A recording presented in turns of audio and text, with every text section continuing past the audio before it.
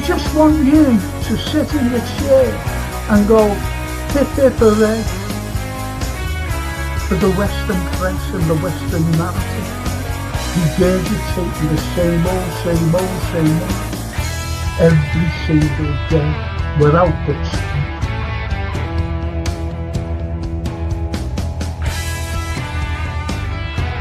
Please watch the first series, the first 2 episodes, the second series.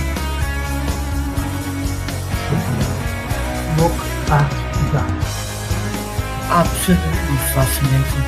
And it was the first time the Beatles had really stopped being semi-professional almost.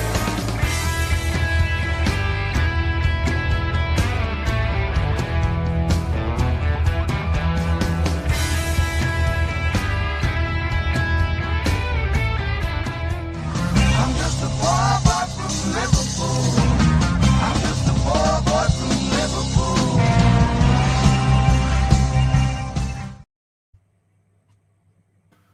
Good evening, everyone. It's Anthony myself, and we're going to be talking about, I think, everything, to be honest. Everything that's going to come into the equation, because we just sit down and we chat, and then you might say a word, you might just have a comment. So we go on to the comments, and then we go off on a tangent, which is great because Yes. no matter how you look at history, no matter how you look at the history of literature as well, it's fantastic because it's all there. Everything that was said in the past, it applies to the future. Nothing has changed. Nothing at all has changed. And before I start, I just want to thank our sponsors who are Gap Painting Services. Please get them in, because don't struggle trying to decorate. I always decorated myself. Always did it. I enjoyed doing it. I enjoyed doing straight lines that go on the woodwork and everything else. I picked that, so I was useless. But at least I done my own decorating. And one day I fell back and banged my neck on the back of a radiator. Little did I realise that I broke it, and it didn't come on me for 10 years. 10 years. That was from 84 to 94. And then, so again, all I'm saying is please don't struggle. Get these people in. You could have a little accident like me and look at me today, if you know what I mean. And if you're an NHS worker, if you're an elderly person or elderly couple, get them in. You get a special discount. And even if you don't fit into those wonderful categories, just bring them up, bring them down, let them give you the price. And there's no obligation. And they also show you references as well, all 5-star references for what they've done for other people. And every one of them is superb. Honestly, so get them in. They're the sponsors of the podcast that Anthony and I do, and every other podcast that I do. So please get them in. That's Gap Painting Services. And let's see who's listening in. Right. And we, yeah. Yeah. TW. Evening, Frank, Anthony, and chat. Good evening, TW. Nice to have you with us. Yeah. And he carries on by saying, like and subscribe. And little Donna Taylor. Good evening, Frank, Anthony, and the world. Great place to start, Donna. That's kind of where we're going to. Yeah. Good evening, Donna. And the world. That's a cracker. Good evening, Frank, Anthony, and chat, says Stephen Mulholland, my old mate. Stephen, I seen you on the Galloway show last night, and I was actually saying hello to you, and that Francine came, and I had to put. I couldn't even. I'd never even watched it then. Francine was with me, and my granddaughter Sophia, so I couldn't really look in. But I did watch Galloway later on. You know what? I watched or I listened to his monologue, which was superb, absolutely superb. So I was made up with that, and also one of his guests. I was listening to him as well. So, and Johan says, "Good evening, Frank, international artist, Mr. Brown, and legends. Hope everyone is well. Mr. Brown, glad you finally watched The Outside."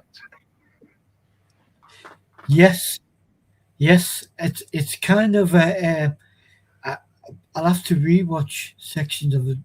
A bit shaky on it, but I love. I know you guys have got different opinions on Mr. King, but I love his work. I love his talent, and yeah, love it. I've watched a lot of Johan for the past few days, and well, tonight will unfold in front of our eyes. But um, Gaffer here has put me in touch with some other stuff, which is fascinating. And Darryl says, Robert Duvall, rest in peace, legend actor. Absolutely, he passed away today. He's well into his 90s, though, isn't he? 95 was Frank, yeah. There you go. That's There you absolutely brilliant. Go on. He always seems to be there, doesn't he? Yes. Some classic, solid films. He's there, but Yeah, because I always remember, well, you know, we can forget him in The Godfather, oh where he was their lawyer. yes, Absolutely brilliant. And you know what? He made a cameo in The Body Snatchers with, okay. I tell you, he was in it, Jeff Goldblum, Yeah, you know, Donald Sutherland. And all you see him right at the beginning, you see these kids walking, you know, going into a park. And you just see Robert Duvall, he's a priest, and he's on a swing, and he's just swinging. You see what I mean? yeah, You know, it's just a cameo. You know, for a major star like him, to yeah, not to say a word just on a swing.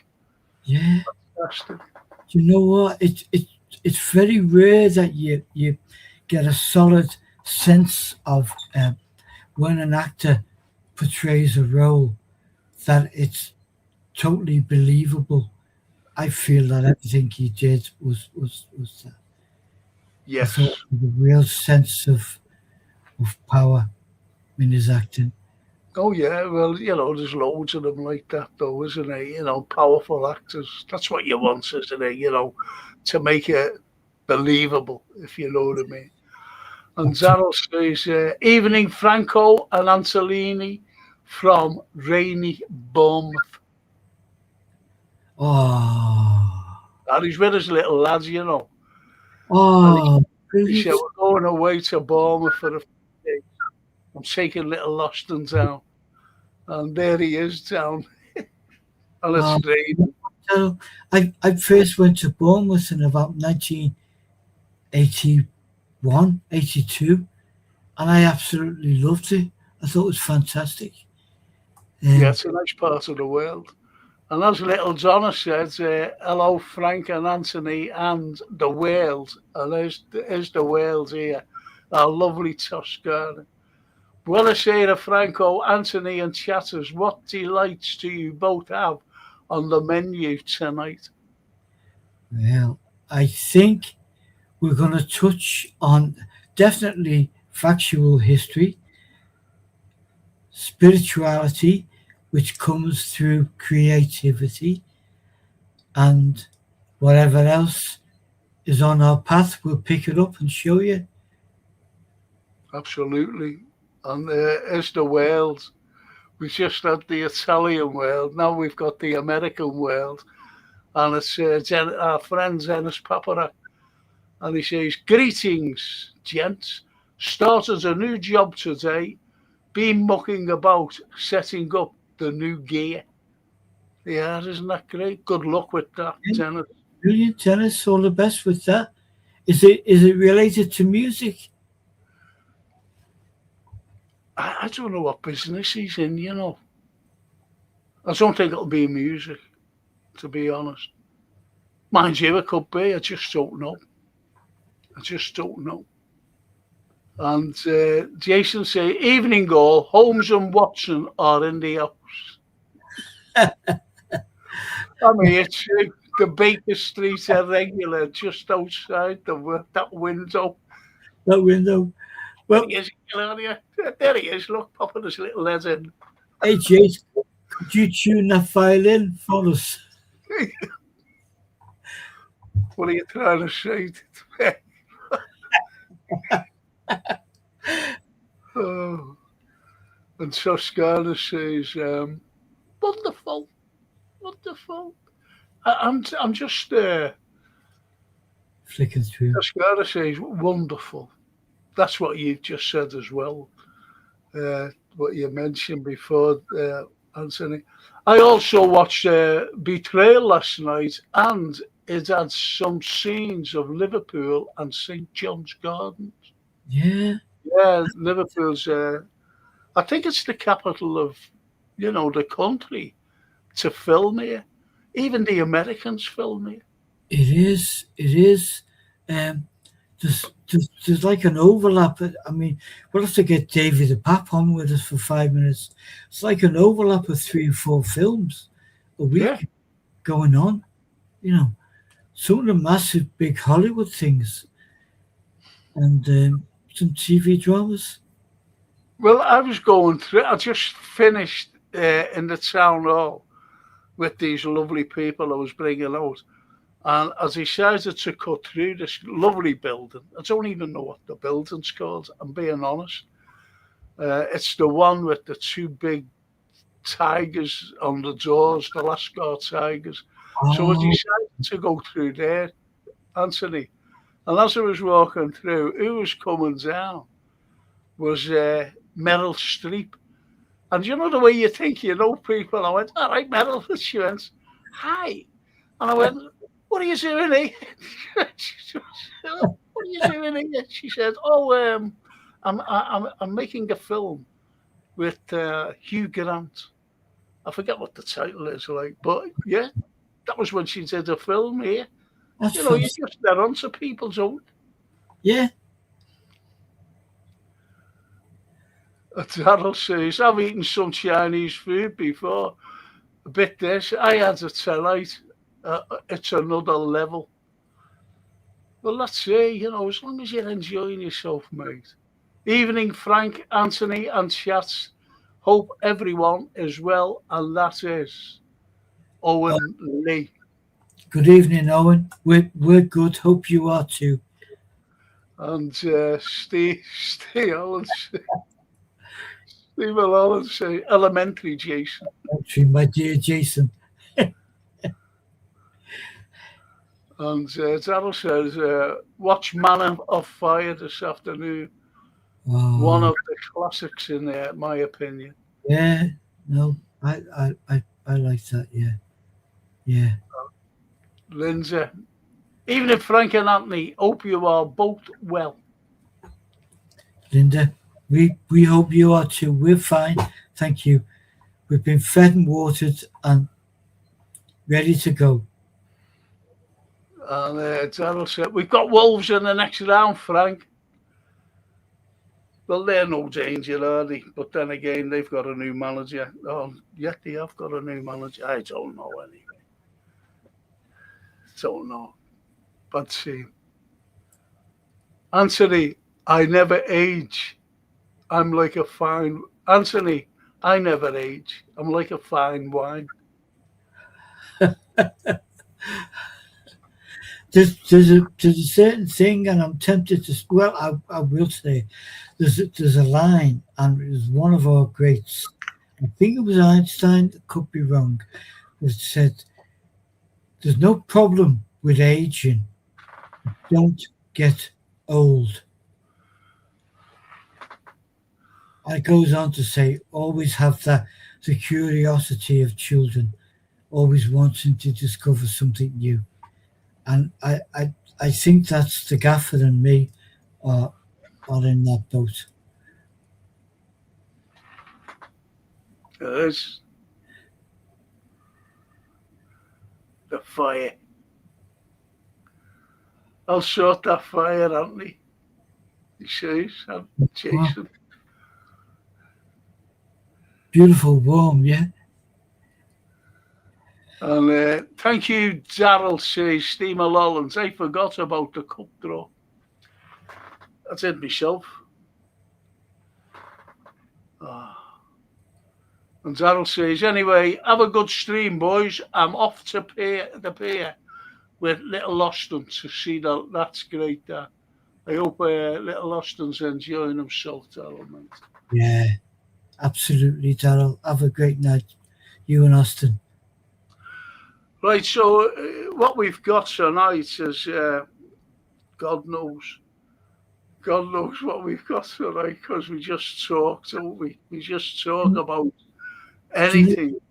You've with me, you've sparked so many little candles going, and I think one of them.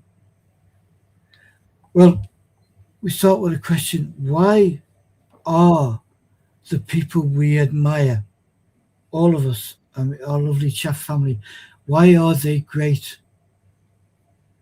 Why is Dickens great? Why was Shakespeare great? Why was Leonardo great? Oh. Because they do something that we can't even imagine getting there. And this is where it gets kind of Shakespearean for me. Because I think creativity, anyone, you, me, any of our chatters that create something from nothing, then it's otherworldly almost, because it doesn't exist and you make it exist. The problem we've got in humanity, and as we find, is that people distrust that. They distrust and they kind of envy the fact that you've done something that they haven't done. So going back to Leonardo's days, and there's a wonderful short documentary, guys, out there, which Frank put me onto, which is called Da Vinci's Aliens. And the concept is Da Vinci could communicate with aliens, UFOs, this whole world that we know nothing about. But that, the mythology of that goes way back. And it's always been with us. And it's partly, I think, distrust and envy, because we had it with great musicians. We had it with Nicolai Paganini, the violinist, who was so phenomenally good, Italian violinist. And I forget the dates and times, forgive me, chats, but he would play a gig, a concert, and then walk out to go get a bag of chips or whatever. And people would see him in the street and faint, because there he is. And the people had convinced themselves that he'd sold his soul to a devil in order to get that good, to be that brilliant at what he does. Same thing happened consecutively over centuries. Robert Johnson, the blues musician, one of my all-time heroes, but also in the arts and literature. When people see genius, we have no qualms about calling these people genius, um, Da Vinci, they immediately think he got it from someone else. You do, How? because I was quite surprised. I put this particular thing on. Can I just go down here a minute? Because Yeah, Lindsay has a cracking thing. She just says some of us are like kids, inquisitive. that's That's a, brilliant. Long may it last. and Polo asked two questions or comments on two things. Why they were great. Great people, he carries on. Great people, writers, stroke painters. They were extremely intelligent and open minded.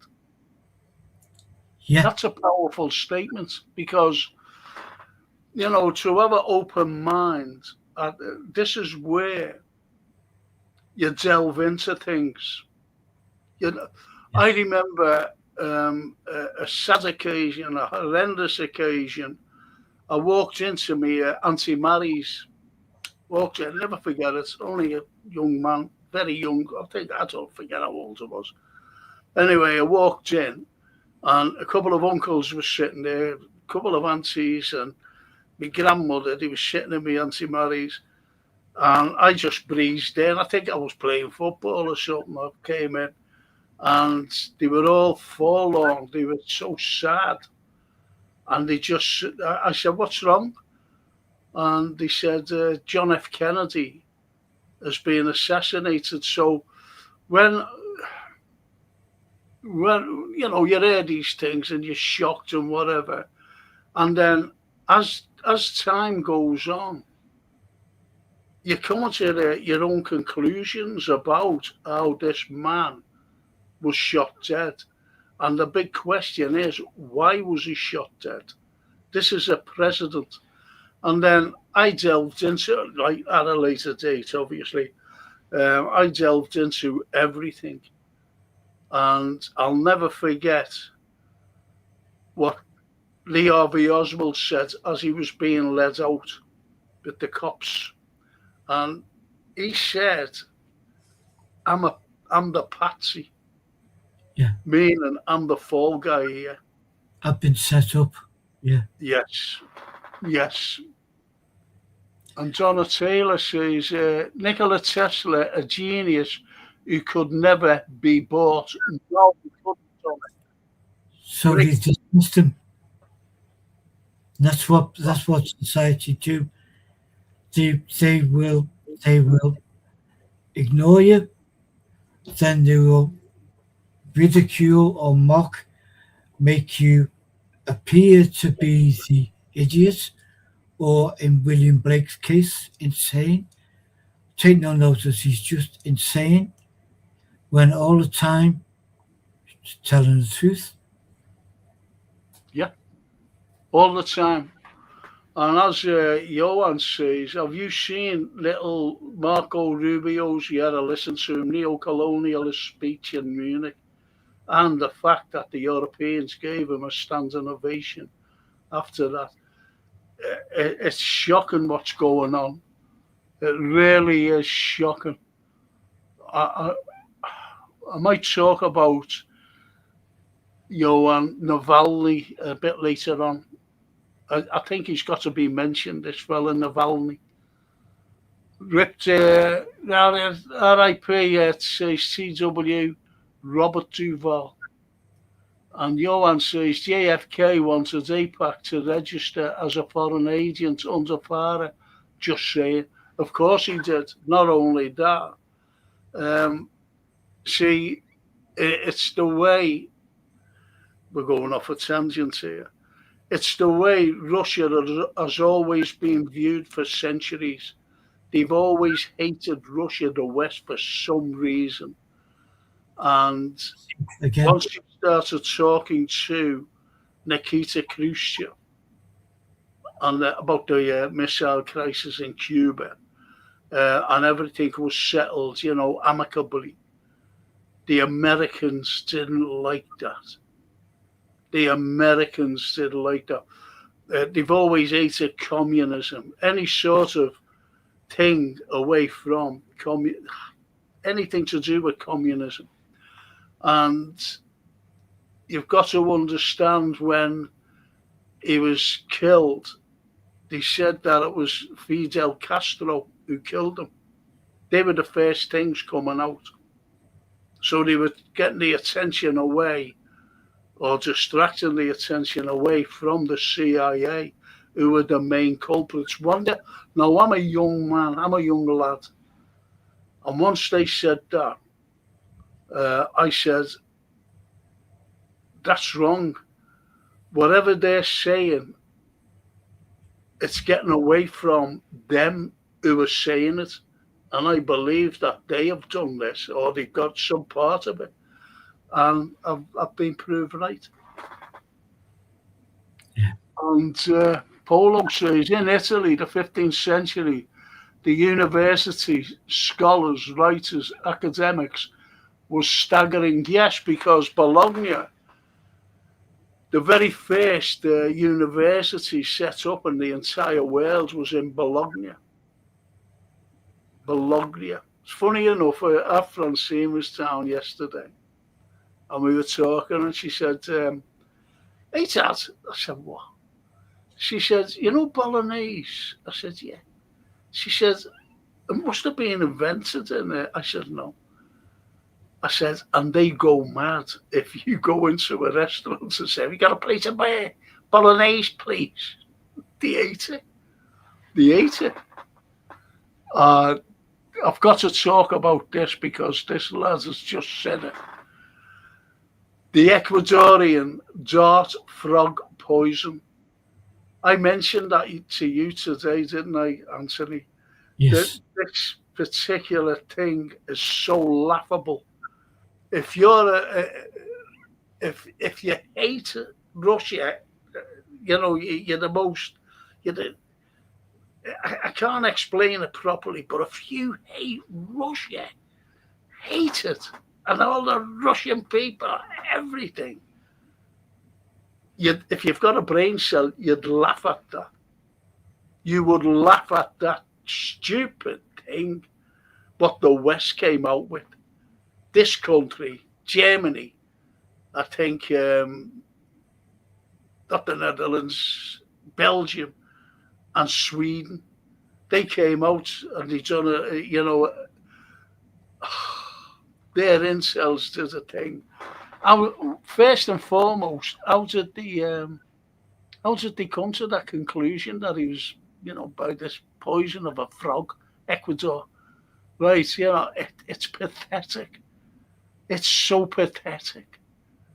Anyway, when you look at it, and it says, I'm sorry to say this, but I know that we're going on about literature and whatever. But you bring Shakespeare into it here. Yeah. You bring Shakespeare into it. And what he said going back then, now we're talking about Navalny, right? And it's so pathetic that they're trying to blame Russia for killing Navalny. And he died of a blood clot. He was an ill man anyway. He died of a blood clot. So they come out with this because everybody hates Russia, and they expect me, you, all the chatters to believe that they killed him with a poison. Yeah.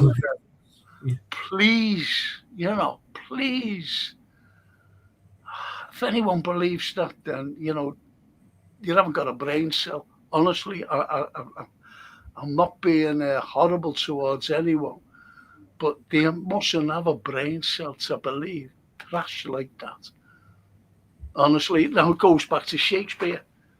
Yeah. And all he said was, what a terrible era we live in. While idiots govern the blind. Does that fit in today? Yeah, absolutely. Yeah, it does. Idiots, idiots governing the blind. And these people think that we are blind. And Steve Mulholland says, Frank, I always wanted to know why the park in Wavertree was called the Mystery. I'll tell you for why. My mum remembers the air raid shelters underground. Yeah, why it was called a mystery. They wanted to do something, the council, and they couldn't get hold of the person who owned it until they did find out. And that person gave it. They said, okay, you can have it as long as you put things for their children to play in. That's the mystery. And I think it was the Holts, the shipping line people, the Holts, and they gave that land and they owned that land. And that's why it was called the mystery. I hope that's. But they did have air raid shelters as well. And the Polo says the elite class of 200 years have always been jealous of Russia. Its natural assets, minerals, and Russia is independent thinking people. I heard a historian say this. Yeah, they've always been at look. I know we're getting away from what we wanted to talk about. It's just so sad that just one country, is hated so much that they provoke those countries into doing something. And that's why they had a regime change in Ukraine to provoke Russia when they went in on a coup d'etat led by the Americans, led by a woman, by a terrible Russophobe called Victoria Nuland. And the CIA, MI6, overthrew a legitimate government, Yanukovych, and he had to flee to Russia. And at the time in 2014, I'm looking at, just watching the news, and I say, they were doing this little demonstration. We want. And then all of a sudden, in less than 2 weeks, there was thousands. And it's what you call NGOs at work. And they bring in outside people. They pay them like $2,000. Do you want to earn $2,000 here? I'll just hold that flag and we'll bring you into whatever country. There's always colour revolutions. And they brought them into Ukraine. There's where you have the thousands. Then all of a sudden, these people were armed. They were armed. Not the people with the little flags who've been paid like $2,000 or whatever, but it was the Azovs who were armed. They were given arms by the Americans and the British, so that, and we all know what happened. And that was in 2014. So if you think that Russia has been in a civil war since 2022, people on 2004. And Jason says, I think it's something to do with the not knowing who donated the land at the time. I'm sure Frank will know. What land's that? You mean? It's just the mystery. Where? What? The mystery. Oh, the mystery. Yeah, just said it. I thought you meant. I thought you meant a little tiny piece of land in Palestine, and it was a Scouser, Lord Balfour. So yeah, if you want to settle here, there's a bit of land, to the Jewish brethren, and they went in, the settlers, and you see what's happening today. But listen, this is we're going off subject here, people. You really are. We're going off subject. Marie Moe, she's a former student of mine. Little Marie. Well, are you Marie? Hi, Frank, and all tuned in. Hope you're all fit and well. Um, yeah, you haven't seen me for a while, have you? I've got to go and see a neuro. I put it this way: I've got to go and see a neurosurgeon, and he's a spinal cord specialist. So I've got to go and see him uh, next week. I think it's next week, 27. So I won't go down there for you, Mary.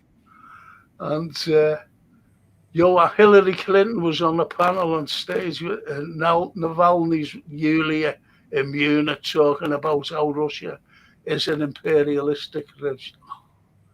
I'll repeat, Hillary Clinton condemns imperialism. You can't make these up.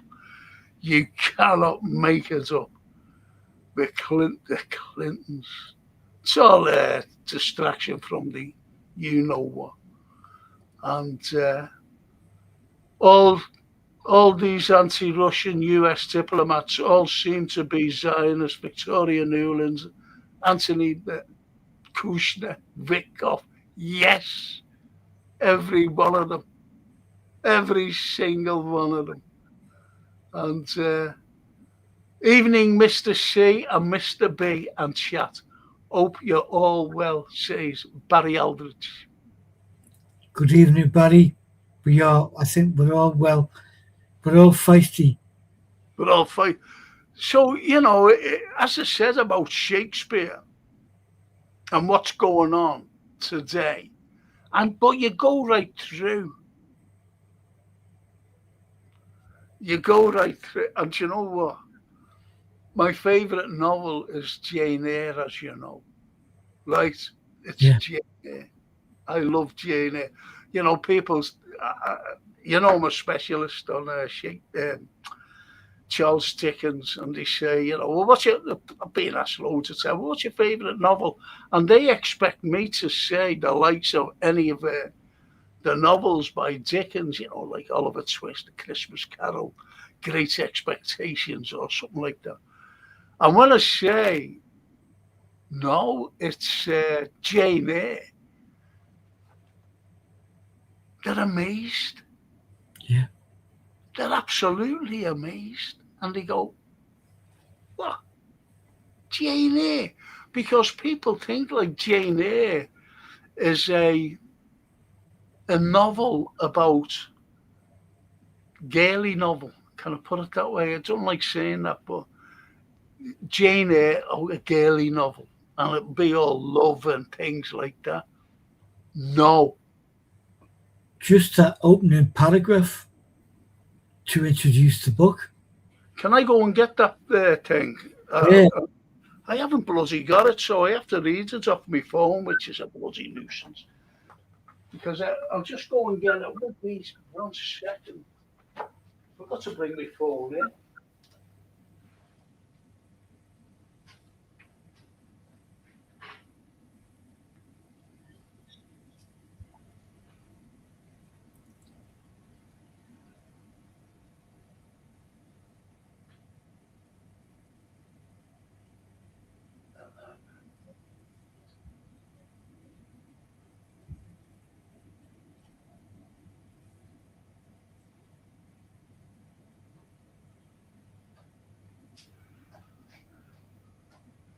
Do you know what, Anthony? I forgot to show you a book about Machiavelli today. You know what? I just I downloaded one yesterday.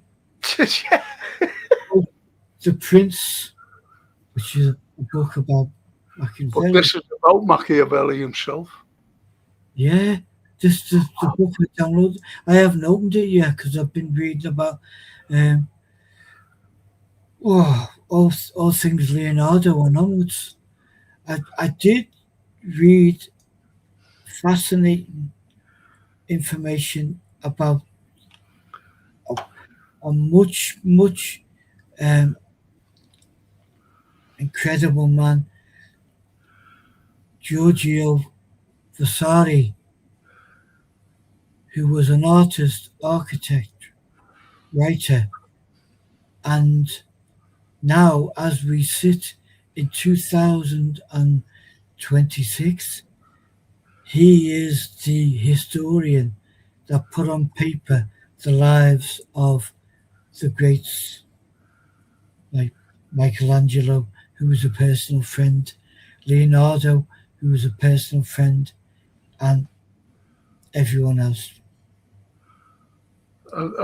This is it, you see. And it's only what Polo said before about why are these people. Uh, yeah, can I talk about Leonardo? Can we talk about Leonardo later on? After this, I, I, because I think this is very important. I've got to read it off this, and it's kills me. Look, it's only that little paragraph, that top paragraph. Won't take long. but this is the power of the pen. Right, this is the power of the pen, and this is by um, Charlotte Bronte. It's from Jane Eyre, and you just listen to this. It's incredible. She says, "My name is Jane Eyre. I was born in 1820, a harsh time of change in England. Money and position seemed all that mattered. Charity was a cold and disagreeable word. Religion too often wore a mask of bigotry and cruelty. There was there was no proper place for the poor or the unfortunate. I had no father or mother or brother or sister. As a child, I lived with my aunt, Mrs. Reed, at Gateshead Hall. I do not remember that she ever spoke one kind word to me." And if you think about what she said there, this is the harsh reality of what was going on in England at the time during the mid 19th century. And when people read that, they just read that, and I'm not saying they forget it, but they don't really grasp what this has said about the church, No, about the establishment, no. about the cruelty But the to church, the church, bigotry. It wore a mask, as it says, you know, um, religion.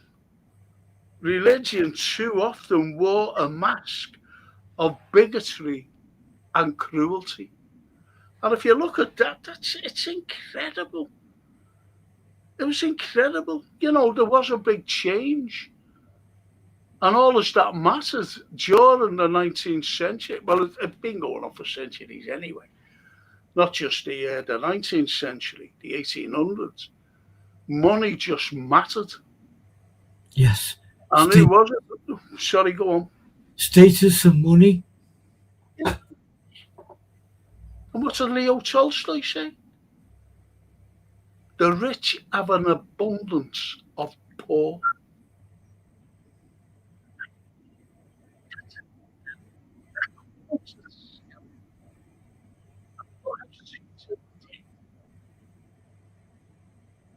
If you're poor, you have to work, and you work for a pittance. You work for a pittance. Yeah. I always remember Starbucks. People were moaning, rightly so, about the wages they were getting, and they were mostly students, trying to make a few bob while they're studying, and they were serving and whatever, and they were paying the workers a pittance, yet they were paying no taxes. I mean Starbucks itself. You multiply that by most of the conglomerates who are owned by investment cartels, and I use that name as a dig. But whether they be supermarket chains or high street, do you know, I think it's something like 90% of the high street in England, Ireland, Wales, and Scotland is owned by investment cartels. Of course they are. And little Linda says the mystery was donated by a mysterious donor. It was the Holtz. They owned it. Linda. Johan says to Barry, hope you had a great birthday, Barry. Yeah, it was his birthday. Oh, happy belated birthday, Barry. Oh. I think he's still drunk. But birthday should last at least a fortnight. And Donna says, I've heard the spirit of a nun who has appeared in Sylvester Street. I don't live far from Sylvester Street, to be honest, Donna. Thanks for letting me know. I won't be walking down for Sylvester Street. I don't want to bump into her. You won't be going out for the late night echo. And Owen says, off topic, as he wanted to say, per usual. And Paulie, hi Frank and Anthony and chat. Good evening, Paulie. And, Barry says, as is Johan, thanks, typically quiet pensioner's birthday.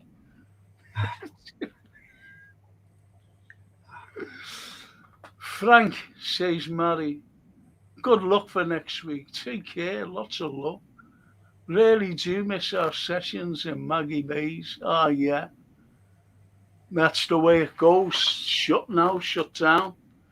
Maggie's, to be honest, Mary, it really is. It really is. I wanted to do it. I really wanted to do, in English literature, like here, like classes and that. Yeah. I really wanted to do it because English literature is a great source of knowledge. This is why we do this, the history of literature. Yeah.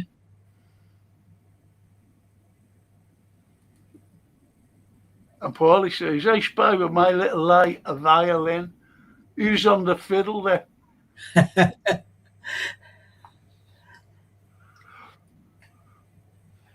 Excuse me. Actually, says Animal Farm, George Orwell. Me mum was born in Liverpool.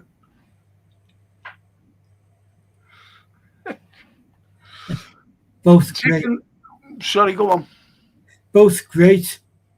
Animal Farm and the fact that your mum was born in Liverpool. Absolutely. Two greats. And Polo says Dickens wrote about reality, the harsh and brutal times. And it was shocking. Coal miners got paid pennies. The factories used kids as slaves. See, Jeez. if you read Hard Times, there are two people in it. They're the main protagonists, right? The main protagonists. One was, and this is Hard Times. Think about the title, Hard Times. And Mr. Bounderby, you've got to understand about, well, I'm not saying you've got to understand, because you do know anyway, but the likes of Dickens, when he mentions a name, he has to think out a name. And he thought out the name for a factory owner who was brutal.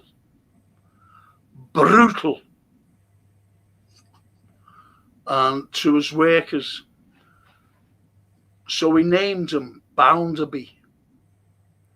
And when you break it up, Bounderby, back in the day, people did say about someone, oh yes, he's a bounder.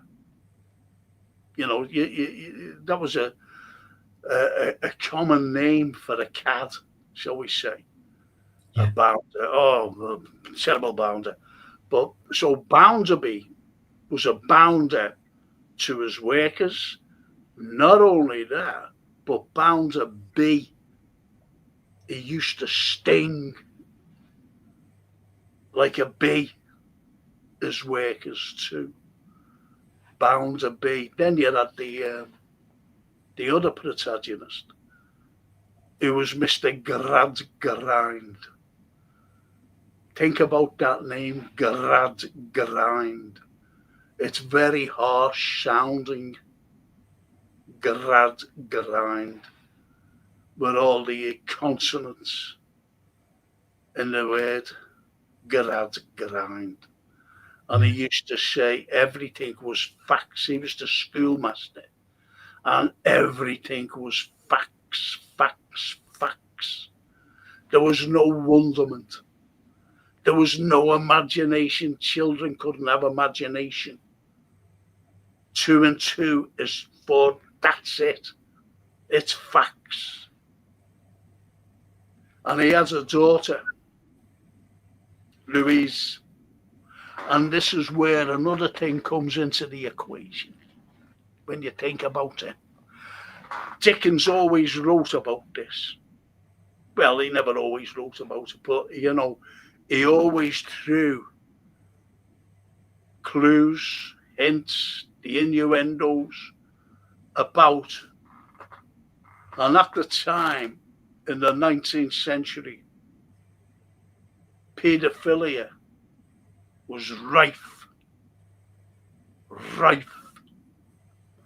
Now, Bounderby was a middle-aged man. Middle-aged. And he always has his eye on the schoolgirl, Louise.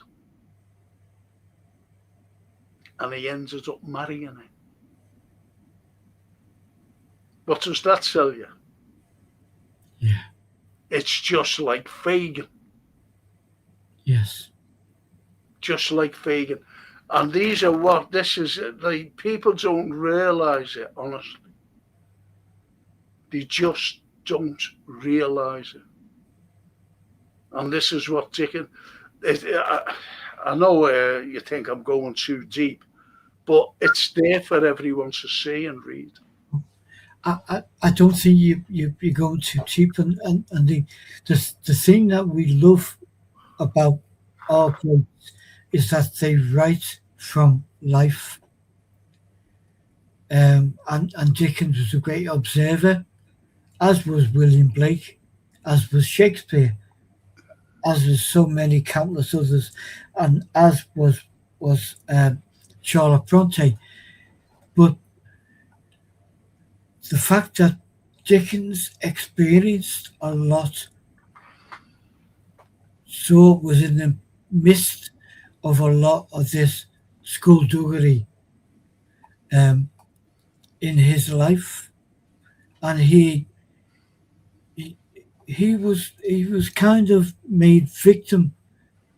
I mean, for me, the great staggering thing was when he was kind of nearly at the top of this incredible mountain of talent, and his producers, his publishers said, your latest book's not selling very well, so if you don't pick yourself up and write a good one that people want to buy, we're going to dock your wages. And this is him having produced Oliver Twist, having produced Nicholas Nickleby, all of these books. Expectations, A Christmas Carol. Yeah, well, that was the book he pulled out of the air in 6 weeks.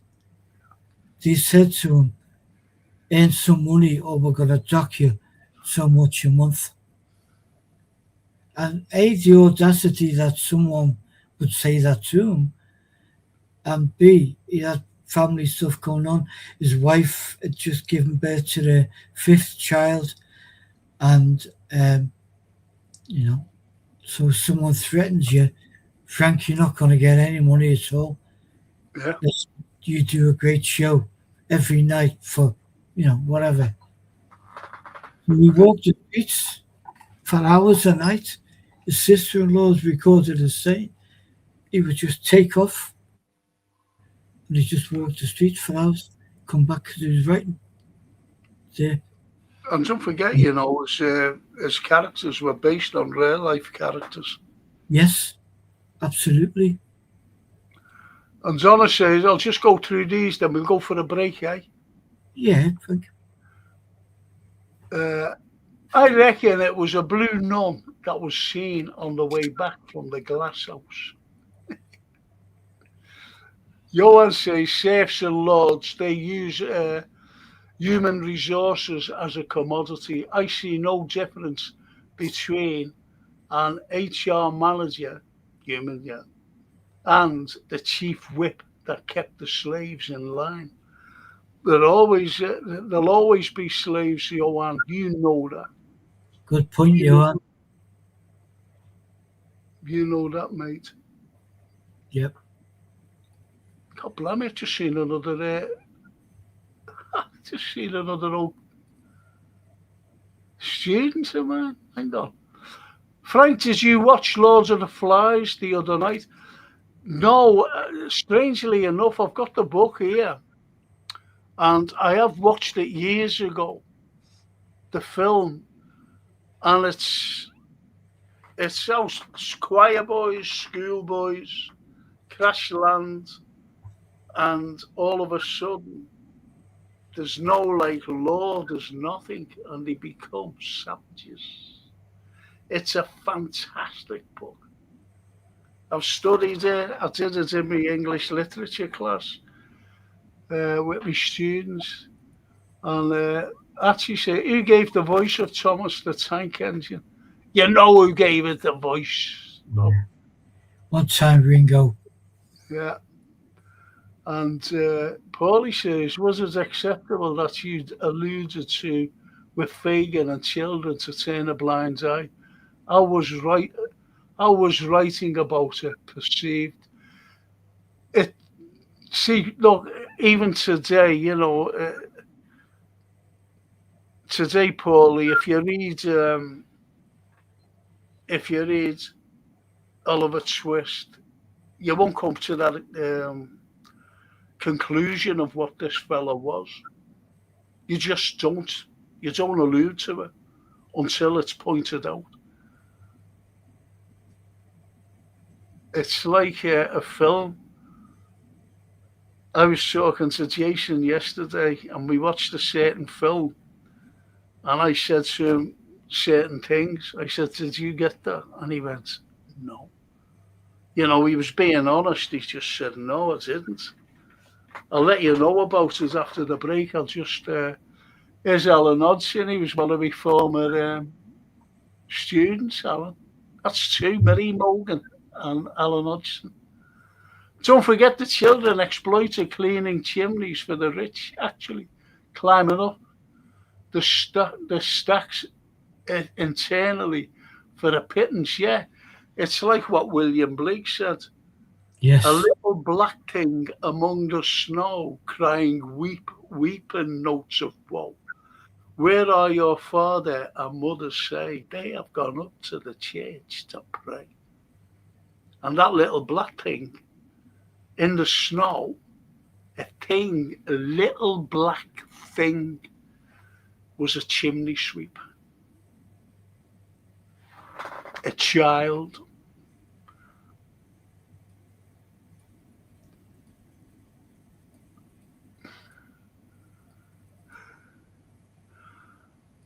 And Michelangelo was the voice of Thomas the Tank Engine for longer than Wingo, says Jason.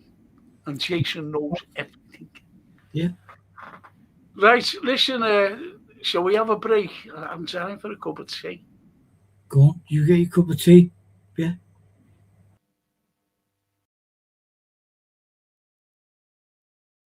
The significance of why we're on this particular site of the Metropolitan Cathedral, Christ the King, is simple. Because it was on this site that Sir Richard Chadwick led a Liverpool scientific team from Liverpool University, and they, in fact, split the atom, and not the American Robert Oppenheimer. Of course, the cathedral wasn't here then. It was just the old workhouse that Liverpool University acquired. In fact, Oppenheimer came over incognito right to this site because he needed the literature to perfect the atom bomb. Without Sir Richard Chadwick, the bomb would never have been developed. Staying with the American connection, just around the corner from here is Abercrombie Square. And if you want to find out more, just follow me.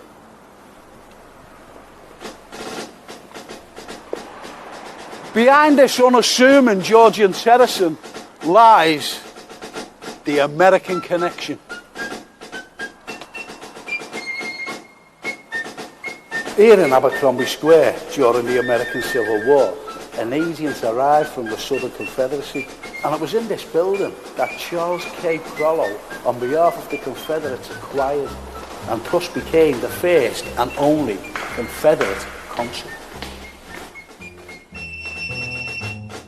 Isn't this beautiful? Imagine this was someone's home at one time, and indeed, the Confederate embassy. But when you come to think of it, when you come through the door, on the ceiling in the vestibule lies the palmetto tree, which symbolises the Confederacy. Take a look at this. The vestibule ceiling is the Confederate palmetto tree. It's been here since 1862 and today symbolises some American southern states. It's still thrown proudly today in Carolina. If you think that's impressive, wait till you come in here. And as they say in the southern states, you ain't seen nothing yet. Follow me.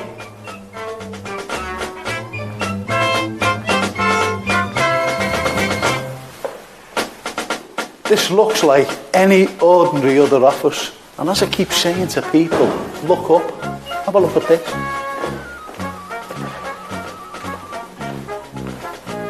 Isn't this fantastic?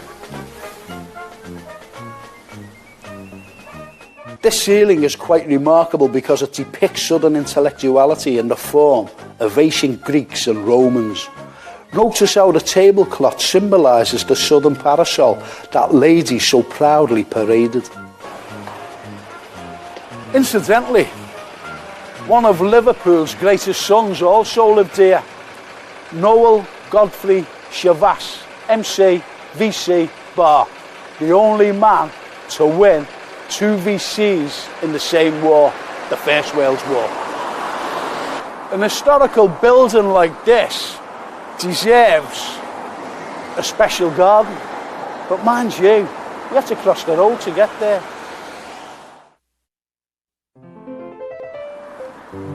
And this is the garden, this is Abercrombie Garden.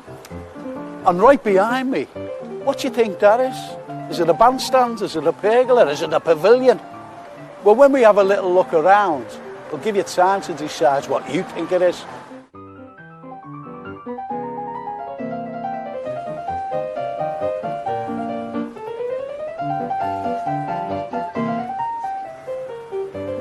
Did you guess what it was?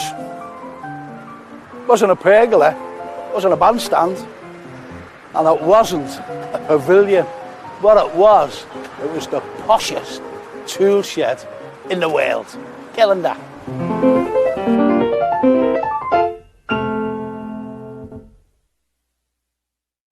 We're just about to leave Abercrombie Square on our way to the medical institution. And I nearly forgot this. The very first established School of Architecture in 1801, right here. some of Liverpool's finest architects studied here. Herbert J. Rouse, John Foster Jr. and Sir Alfred's Waterhouse. Need I say more?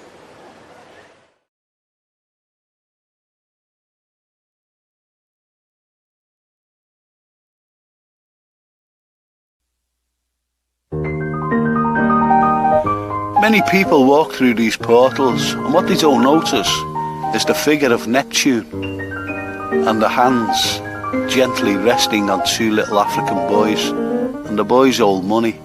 But what does it really depict? What you have on the top is a locust, and locusts are known for famine and disease. They destroy crops. Underneath you have the two dolphins, and they're circled. Underneath them you have Neptune himself. But this is a Christ-like figure with a halo. You can see the two boys holding a bag each. What does it represent? It represents money and corn. Also what they're holding are navigational instruments and an anchor. Because in those days, this is 1932 when this building was erected, the only way to get to the African countries was by steamship and not, like today, airlines. So therefore, the trade helped these famine-ridden countries, and that's what it depicts.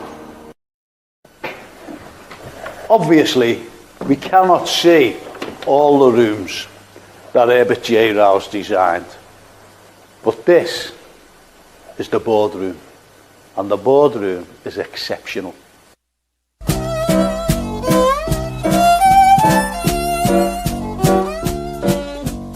This is Art Deco at its best, with a Greek theme, original clock, and its original 1932 fire with natural amber.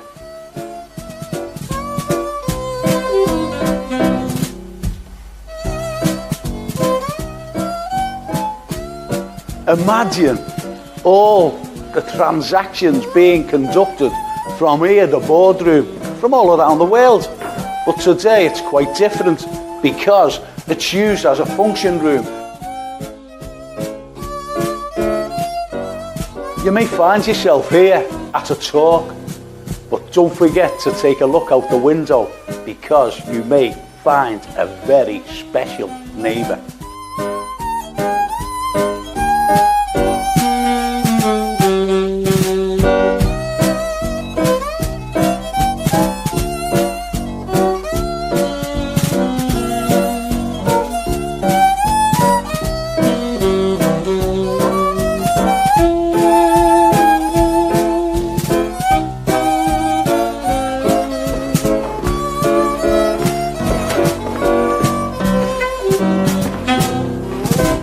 Another boardroom?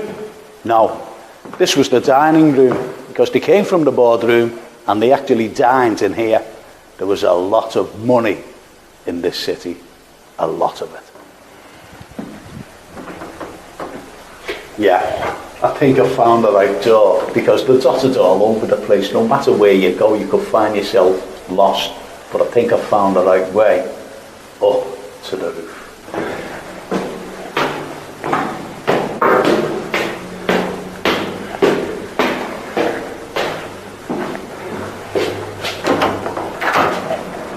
Found it.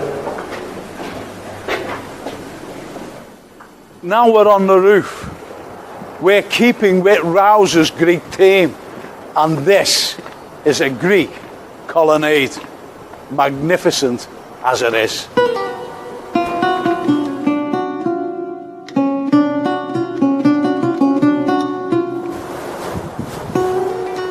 The attention for detail that Rouse puts in, even on a roof that nobody sees, and it still retains the Greek theme, Art Deco Greek theme.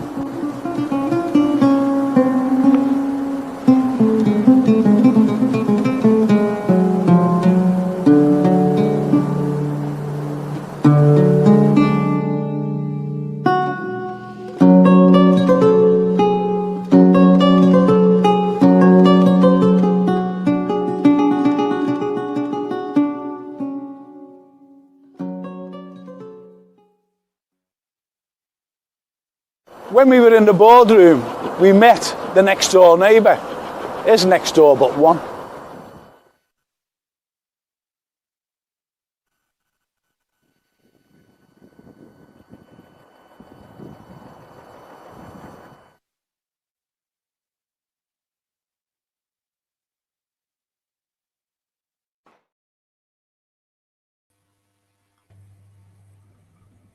Just fantastic.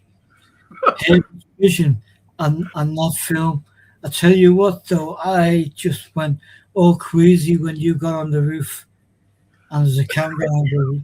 Oh, I thought, I'm so Yeah. glad sitting on a chair. Do you know what though? It was good doing them because we got into places where no one will get into today. No, So not very lucky, me and Snelly, we were very, very lucky doing those particular things. But I was a lot younger then. I had more energy and I could walk properly. Can't walk now, unfortunately. Our lovely Karen Kariakou. Because even in Frank and Anthony, everyone. Sorry I'm late. Life is a bit mad here. It's a bit mad here as well, Karen. Hope yeah. you and Steve are well, sweetheart. And the Liverpool for hello Frank, how are you? And is that you in that video? Uh, Thanks very much. Yes, a younger Frank. A younger Frank. And Marcella, tell Frank and Anthony and all you chats. Just to let you know, my mum is doing well. Brilliant after her operation. That's brilliant. great to hear. I've been asking them, Marcella. Absolutely. Give it all our love. Everyone in history chat and every chat. Give And it, even Lindsay says fabulous. That's great. That. yeah, yeah. And Karen says, love that vid clip. Thank you, Karen. My favourite architect, Herbert J. Rouse. Okay. Well, She says, the colonnades are stunning. What a vision that man has. I'd love to shake his hand, or better still, give him a hug. So he's my favourite. I love Art Deco. well, our Jason, God bless him, has sent a wonderful link through on email, which you will get and I will get, and hopefully we'll be able to. Discuss him, yeah, and Yeah, show his work. Show his work. Because an email was sent to me that Jason put through from this company. Anyway, we'll know. I'll know more about it when I read it. yeah, Read the email. I've just noticed the message for me. yeah. So anyway, Mister, you know, and Christopher says, fantastic, Marcella. Fantastic news. About her mum Bella, Absolutely. It is the greatest news. and I love. Hang on, something there.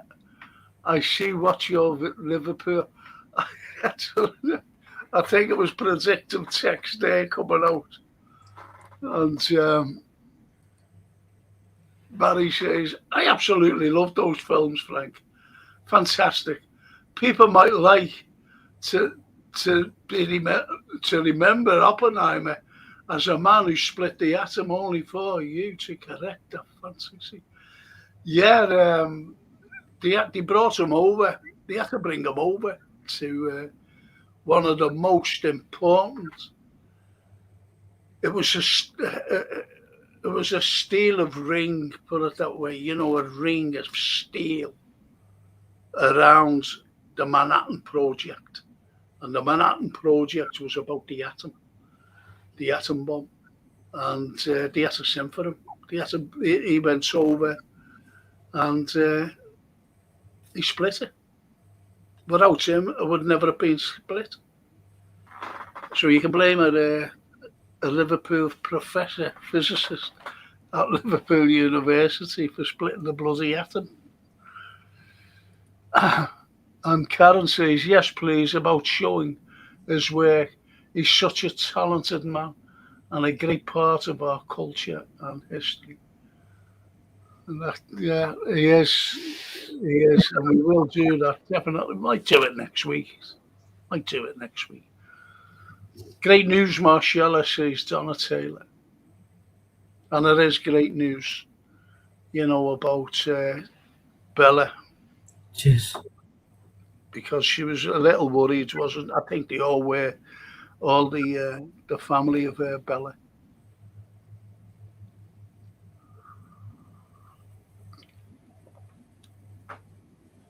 And even Paulie says,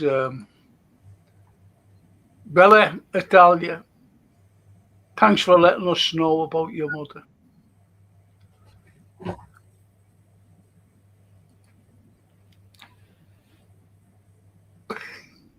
And Donna says,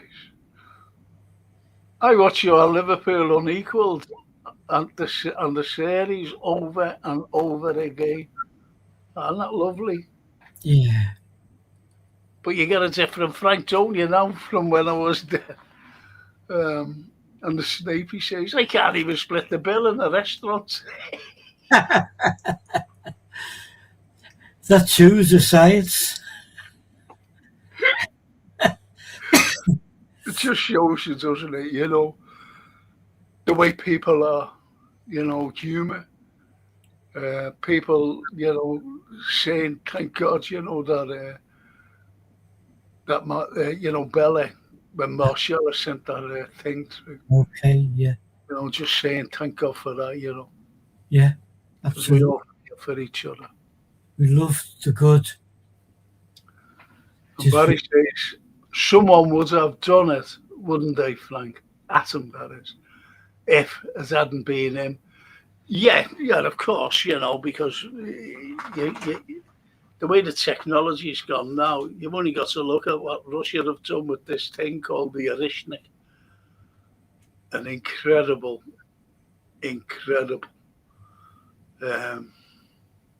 weapon. An incredible, nothing like it. Nothing like it. So, the technology, the way it is, and there'd be more. I think they should stop all these weapons. I really do, because there's Europe in a frenzy now. They're wanting to have nuclear weapons, and but that's for Friday now. No, I'm not doing that. I'll tell you what I'm doing on Friday, people, because you go around in circles what I've been doing, and I'm actually going to do UAPs, because Johan always corrects me. If I says a UFO, said they're not that. Yeah. The UAPs now, Frank. Okay then, UAPs. So I'll be doing the UFOs, just in case you don't know what a UAP is.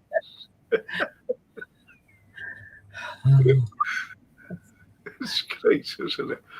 So, the way literature is, the way history is, and, the way we look at some of the writers, as I mentioned, about Dickens and the names. And it's not innuendo, actually, about Oliver Twist, about Fagin, if you know what I mean. That's not innuendo. It just gives you an insight. Look at Bounderby. It gives you an insight into what these people were like. And this is what Dickens is telling you.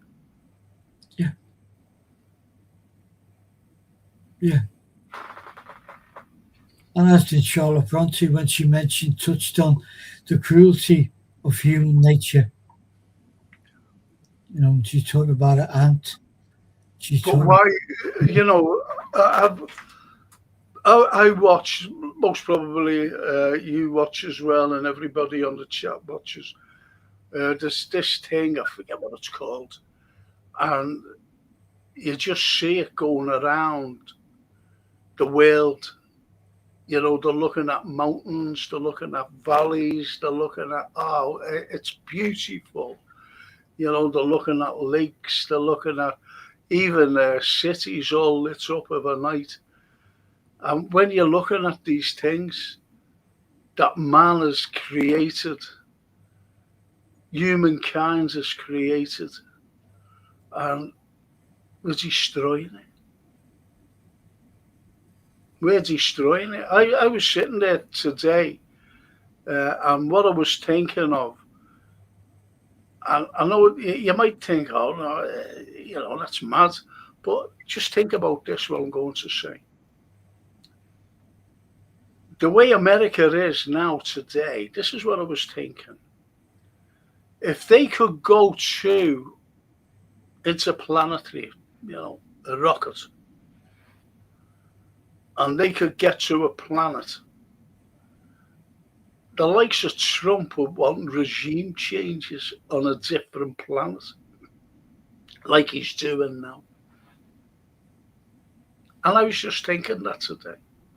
I know it sounds far-fetched, but it wouldn't surprise me. Because in the next week or two, there's going to be a war with Iran. And people don't realise it. Because all those aircraft carriers are on their way to more or less the coast of Iran.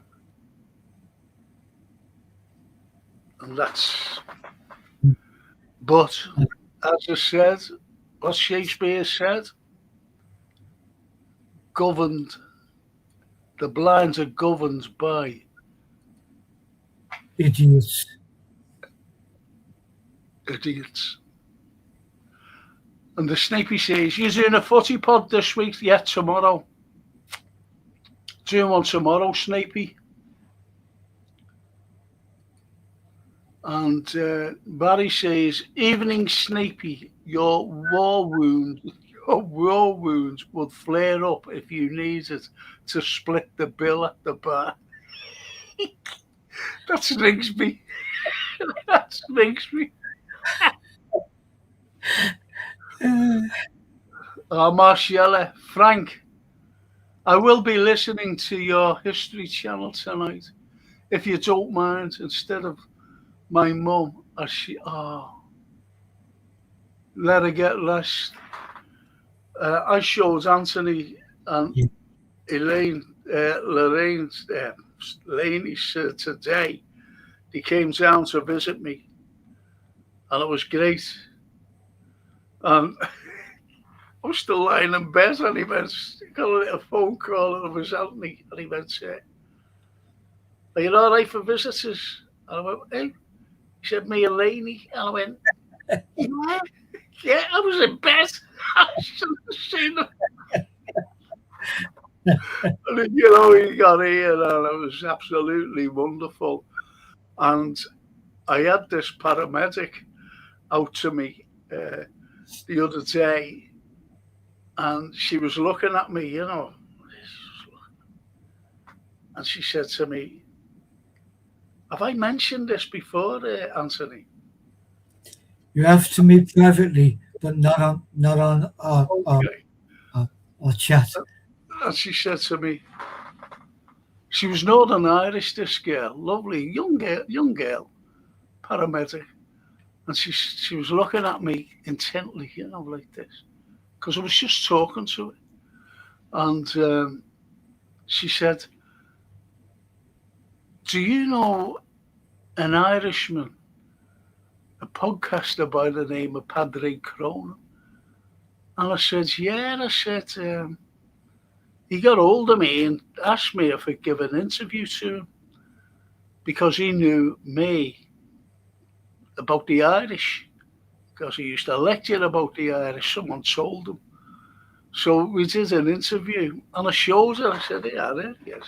Is this what you watched? And she went, wow. I said, I'd just come out of hospital. I was recovering, you know, from a serious operation. And she went, That's what we watched. And she says about her dad. He said, well, she said, her mother said, how was he know all about the history of Ireland? And her dad said, because Liverpool's the capital of Ireland. You know, so Yeah. just, it was just lovely, you know, this young girl. Incredible, incredible. And well done, you know, Marshall, I tell you, lovely mother that we're all rooting for her. And the Snapey says, Barry Aldridge, you have an almost airy insight into my psyche. That's the bit. He must be Leonardo da Vinci come back. And Barry says, I hope Bella is comfortable, Marcella. Yes, she will be. She's looking after her. Marcella's looking after her mum, which is great. And Bella says, Marcella says, thank you all for the kindness and warm wishes. I truly appreciate your support and thoughtful words. Isn't that lovely? Beautiful. Isn't that lovely? Absolutely. And Barry says, very well put, sir. The Snape. This is profound. The tragedy of human nature is such that the greatest advancements in human technology are achieved in times of war. What kind of reprehensible reptiles are we in all reality? That's very profound, isn't it, Anthony? But the Snape said. And spot on, Snapey, because we have not improved since prehistoric days. And Marciala answers to Barry. She's doing great. Oh, she's doing okay. She'll be in hospital for a couple of more weeks. Well, it's the best place for her, to be honest, because you have to recover from a serious operation. They threw me out. I was only in there for 7 days. They threw me out. He said, you're all right. I said, well. And, you know, a triple repair aneurysm, couldn't eat anything in that hospital food. God blimey. And, you know, I really was done in, if you know what I mean. Yeah. I had 68 staples in me, you know, these staple things. I looked like a zip. Honestly, I looked like a zip. I used to look down and right up here, you know. And a nurse came to take them out. Lovely girl. And she said, have you got a flannel? I said, what for? I thought she was going to give me a wash. I said, yeah, I've got one in, because I've got it en suite, you see. I said, it's just in there, it's on the sink. So anyway, she went in and she got it, she folded it up, right? And she said, I want you to bite on this. I said, what for? She said, well, you know, some might hurt, you see, and all you've got to do is just put your hand up, your right hand, if it's hurt, and I'll stop. I said, okay. Now, I had 68 staples in me. 68 times I went like that. I think she was on overtime with me. But, you know, they look after us. We are so lucky to have them, Frank. I know, and Lisa is. I rewatch your videos all the time, Frank, and learn something new all the time. That little throwaway about the first school of architecture, brilliant. Yeah, 1801. Because before then, you know, people, if they wanted their lads, for example, you know, to carry on with their profession, if I had a son and I wanted him to be an architect, you know, that was it. You just learn off you know, the dad. He's just laying off the dad, yet he opens up a school of architecture in 1801. First of its kind. And which is brilliant because, you know, so many people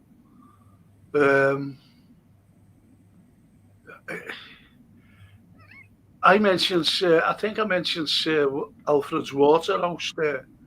And when you look at Sir Alfred's Waterhouse and what he built here in Liverpool, is phenomenal. Phenomenal. And he just went there. He just went there. One of his buildings he built is right facing St. George's Hall. And it was the Western Hotel. Stunning. And now it's back to a hotel and a bar, you know, so it's well worth going in, isn't it, Anthony? It's just, you know what, that spot where you describe, Frank, is just the most breathtaking spot to stand. You've got St. George's Hall, you've got the beautiful buildings from the Session House down the Walker, and then that hotel is absolutely stunning. It is. And I show people, I can't tell them now, but I show people something about that particular building that's right next to Lime Street Station.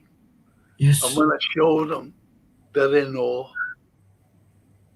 They're in awe because when he came back from Greece and Rome, you know, looking at these wonderful things in Italy and Greece. Inspiration. Oh, yeah. And he was down at London and he seen a certain thing. And he went, if I ever get a big commission, I'm going to include that. Can't tell you what it is. But because this summer I'm doing something, it's just leaving a legacy, to be honest. And I will have, if any of these people on here was want to come around with me, I'll actually show them a few things. I really will. I'll just say, I'll have a look at that and I'll show that what I've just talking about, what I've just been talking about. Absolutely mind-blowing. And the Snape says to Marcella, that's good to hear. It is. It is. And Owen says, send her my prayers to Bella. Get well soon. Isn't that lovely? Isn't that lovely? Yeah. And Barry says, well, I'm sure you know we are all thinking of you both and look forward to seeing you back on the chat soon. That's about Bella. Yeah. No, I was saying to our Francine about these people. And she said, yeah, I've seen them, Dad, you know, when I've just popped in. And Johan says,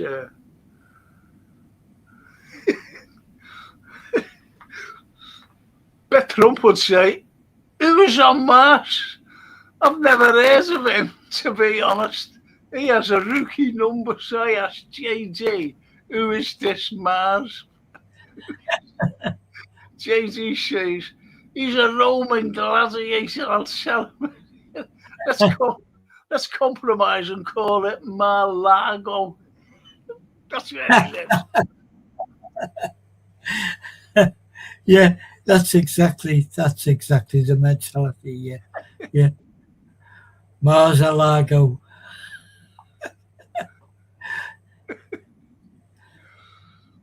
And as Paulie says, you can't put a price on a loving daughter.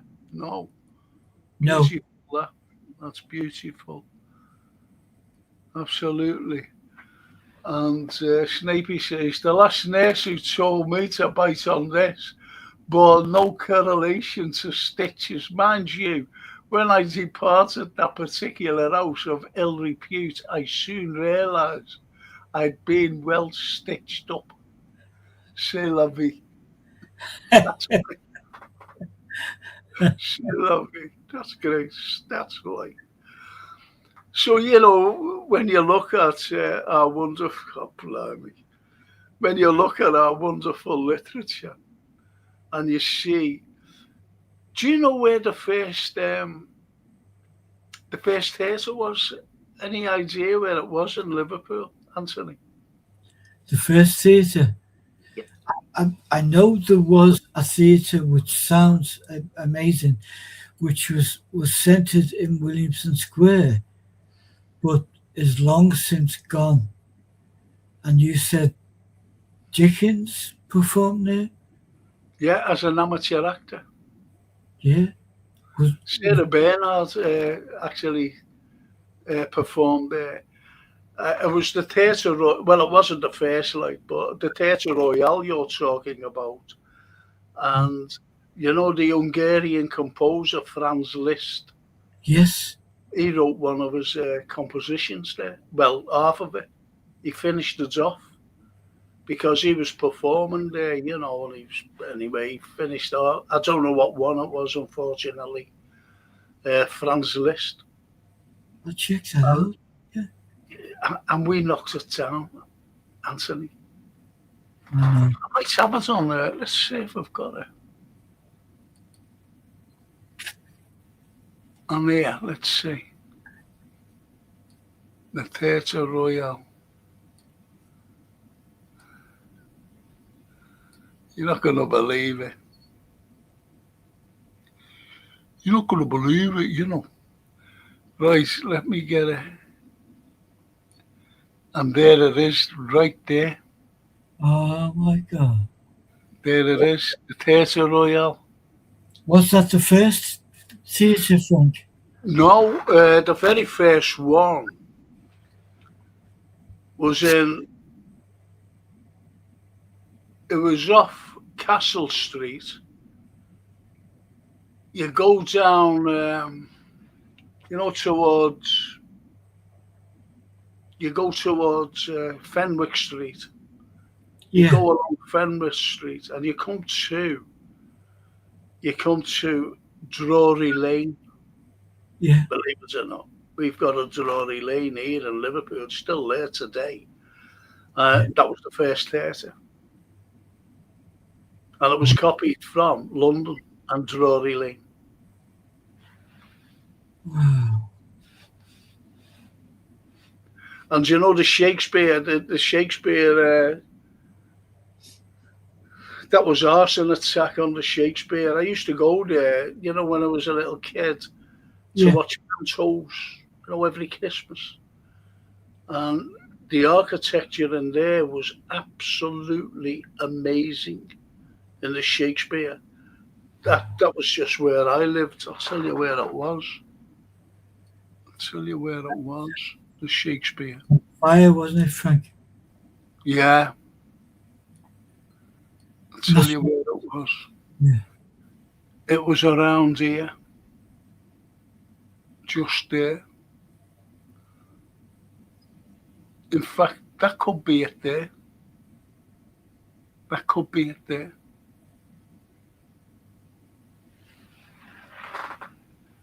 And isn't it sad that the Shakespeare, because of I don't like saying it but all because of idiots who just wanted to burn down a building. Yeah. Yeah.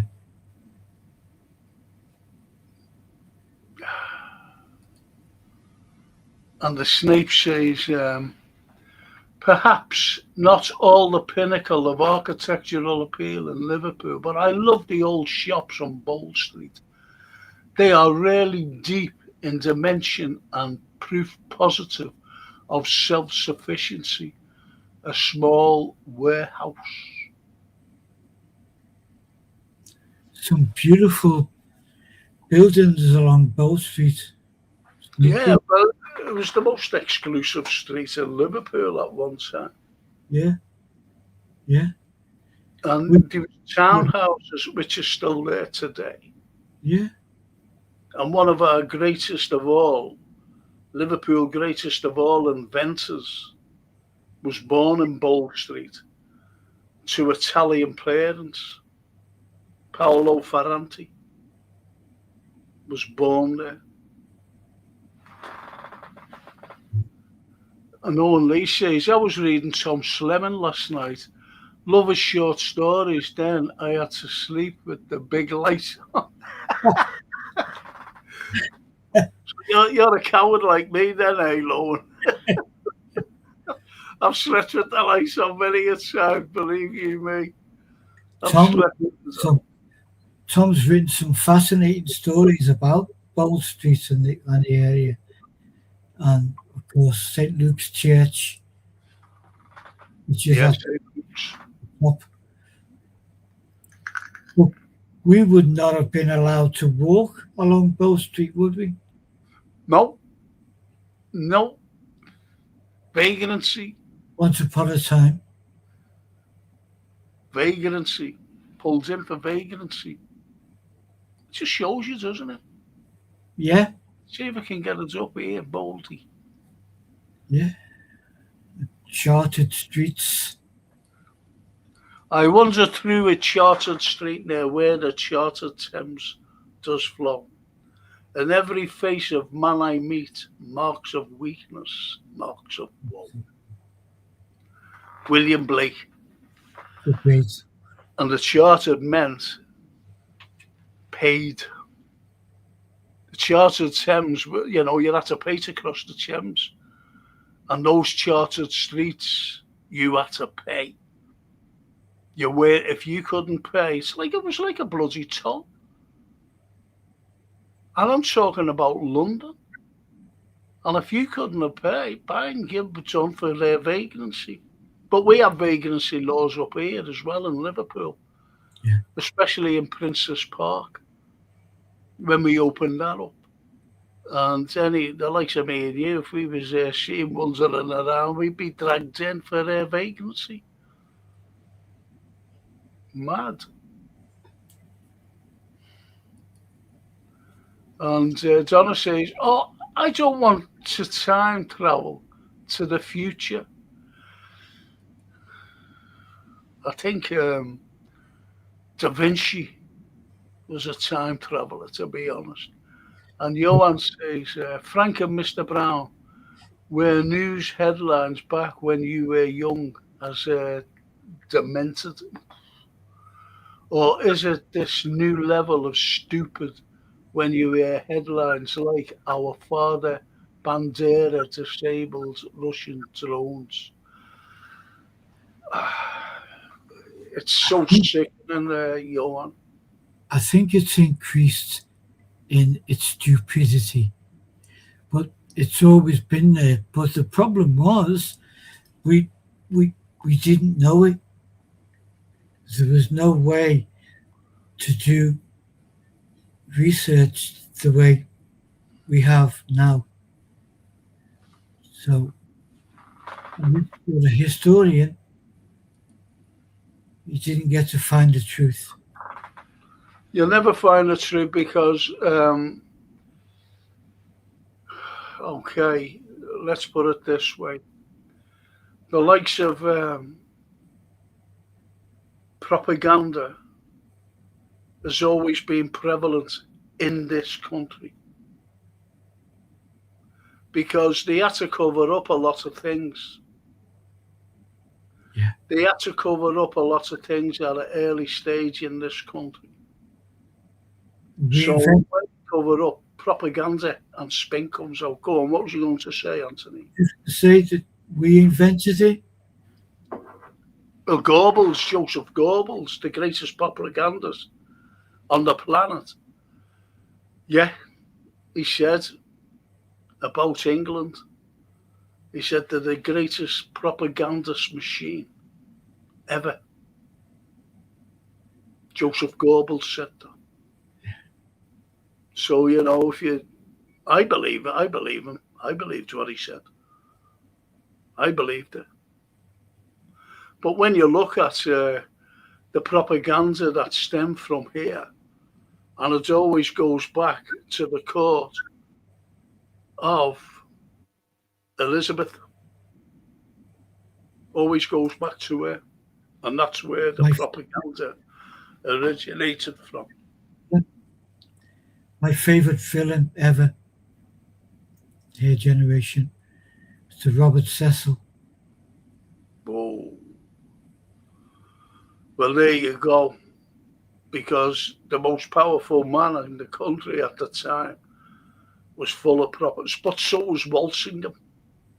Walsingham at the time, full of propaganda, full of spin, full of everything. And as I said, it goes back to the Elizabethan times. But that's for another. Show, that, because I'd love to do about Elizabeth. You know, I really would. Yeah. And the Snape says there's a permanent arrest ongoing for the minds of Evertonians. It's proved to be beyond any reasonable doubt that their grey matter's been committing vagrancy for decades. Because Barry actually says, to little Donna, you don't want to go into the future, Donna. You might find Everton have won a trophy.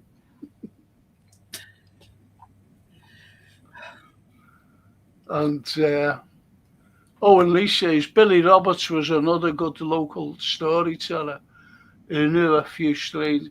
I had him on my show, Owen, once, Billy. Yeah. And he died all of a sudden. I was. He asked me to illustrate his next book. I was doing that at the time, which was about his cats. Exactly, not about anything strange. It's just so sad, isn't it? I got an email of, his widow a couple of months ago, and I replied to her. Yeah. But I never heard nothing back, unfortunately. Yeah. He moved to Cornwall. He was living in Cornwall for years. And yeah. He just went, didn't he? You know, he was a lovely man. I like Billy. Yeah. Paranormal, wasn't he? Paranormal. And he was part of a particular spiritualist guild who one of your friends and fellow guests you've had on, the lady from Louisiana.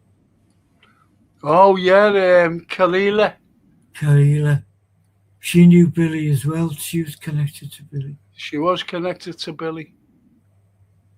She was. I'm looking for Bowl Street. I'm just trying to find it. There it is there. There's Bowl Street there. There's a Bowl Street. How bloody see? No, that's not Bowl Street. Where the bloody hell is it? I don't know where it is. Here, do you see this massive building here? Yeah. There. Do you know what that is? Looks like a kind of a railway yard. That was St. John's Market.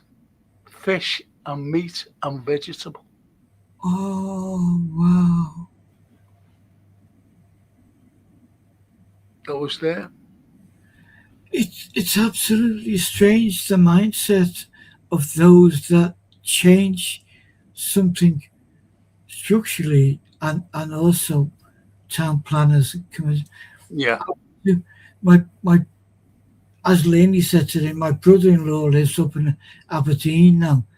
And when I went to Aberdeen in 1989, it was beautiful, old Liverpool, solid old buildings, Victorian buildings. And their market was rooted in that, the scale of that one you just shown. And when we went up recently, everything's glass houses. And there's padlocks on all the doors of the old buildings. Because guess what? They're old. No one wants to go to an old building. Do you want to go to a glass house? I don't think. Yeah. I found Bowl Street anyway. Oh, And okay. there it is here. There's the Lyceum there, see? Yes, what a building that is. The Lyceum. And that was built, well, it opened its doors in 1800. So it was built during the 1790s, or being built. And then as you move up, absolutely brilliant. And as you move up, right up here, these are all banks, these. That was a bank. That was a bank here.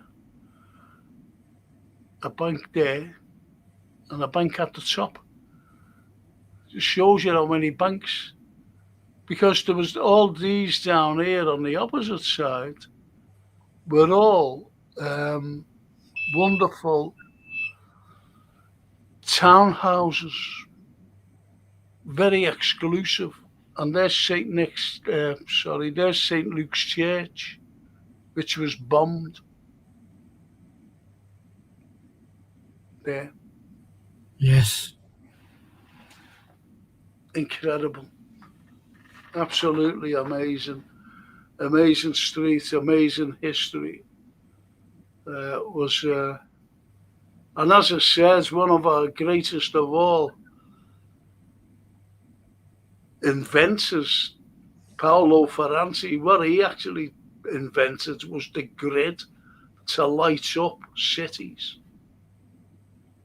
But he had to do it in London first. But he invented the grid. Think about that. I think Donna mentioned, didn't she? Nikola Tesla. He's one of my heroes, Yeah. Tesla. And the way the Americans neglect people, and they neglected Tesla. And he died penniless in a little flat, a little apartment in New York. Yeah. He died alone, penniless. I'll tell you who else died alone, penniless. This is America for you. Hedy Lamarr. Hedy Lamarr was a beautiful actress. Yeah. She Remember? was Australian. Yeah. Go on. No, I remember, but I mean, going back to Mr. Tesla, this is what they do, isn't it? They will steal what you've got if it's of value, if we make money on that, they steal that, and then you're of no importance. Like Yeah. you mentioned before, Oppenheimer, once his work was done, then he bit by bit was ostracized, wasn't he?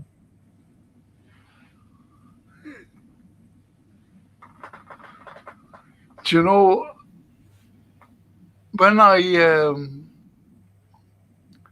when you talk about things and distractions, and the likes of what America does to these wonderful people. And I mentioned Hedy Lamarr.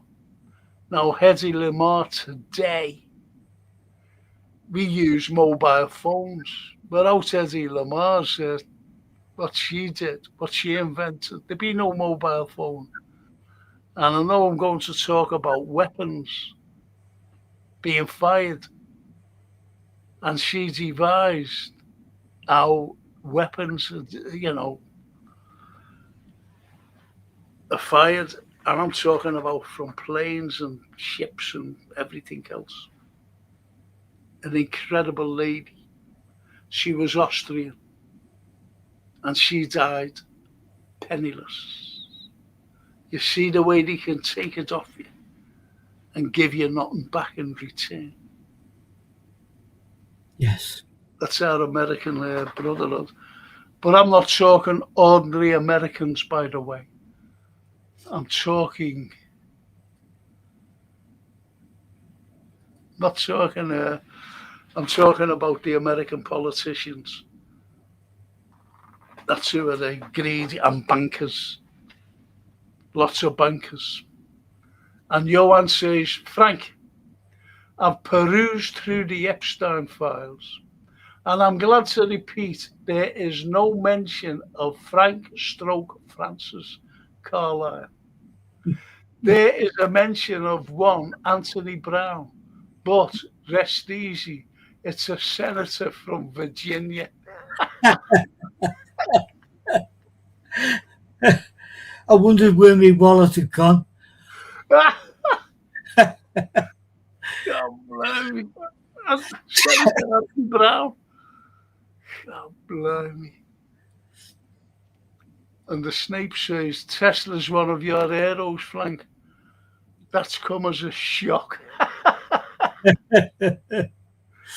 Oh, brilliant. And Johan's he's just laughing at him. It's come as a shock. Christopher says, Eddie Lamar was a genius. Yes. Yes, of course she was, Christopher. Of course she was. And, you know, unfortunately, a penniless, beautiful lady. And I love ladies, I really do. But when you look at the ladies that gave us so much, and I'm talking about the likes of the Brontes. I know people like Jane Austen, you know, so they read her as well, you know. But the Brontes, no one could beat the Brontes for what they did. You know, you've only got to look at Wuthering Heights, Jane Eyre. Just think about that. Wuthering Heights. And Heathcliff. Heathcliff was a little scouser. And he was brought back to the household by the dad. You know, in Wuthering Heights. Because he was a street urchin. And the dad, you know, felt sorry for this little street urchin and brought him back to live with them in Howard. Think about that. Yeah. Think about a little scouser named Heathcliff. What a story. Yeah. An expression came into my mind as you were talking then about the difference between Charlotte Bronte and the others, the Austens. There's an old theatrical thing, and I first heard David Bowie say, but it's an old theatre thing, goes back. You never perform, you don't perform to the boxes, the balconies. You perform to the mass, to everyone. Yes. Mass audience. I think that tends to be the problem with some writers. They are writing to specifically a market, whereas the likes of Dickens is writing to everyone, from the one penny readings up. You know, there's that thing, there's no classism in it. There's a certain classism in literature as well. Charlotte There is. have it. There is. I'm going to show you something here. And I think this is great. Do you see this area here? Yeah. Do you know where that is? See. What area that is? I'm going to tell you, Anthony. Go. See there? That's Gambia Terrace. Right. So Right. the area is the Anglican Cathedral. Yeah, which is right here. Right here. On this site where these, one of the magnificent building was the chief gardener's home. Because what you've got here, see all these little arches? Yeah. Do you know what they are? They are, do you know, instead of being buried in the grounds, well, you went into these particular little things, family crypts, yeah, Yeah. little crypts. Oh, And where you see it coming down like that, that's so that they could bring the hearse, the horse pulling the hearse down there, and then down here to the resting place. And this thing here, that's Huskisson's monument, William Huskisson, the that, very first fatality of the railway system. that is a work of art, that Yeah. monument. That It is. It Gee. is. Because the fella who designed it was John Foster Jr., who designed, incidentally, the I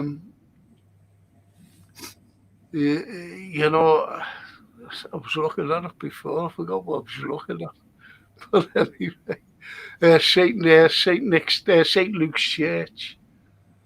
He designed that, and he also designed this, and that today is the finest miniature Greek Doric temple in the world.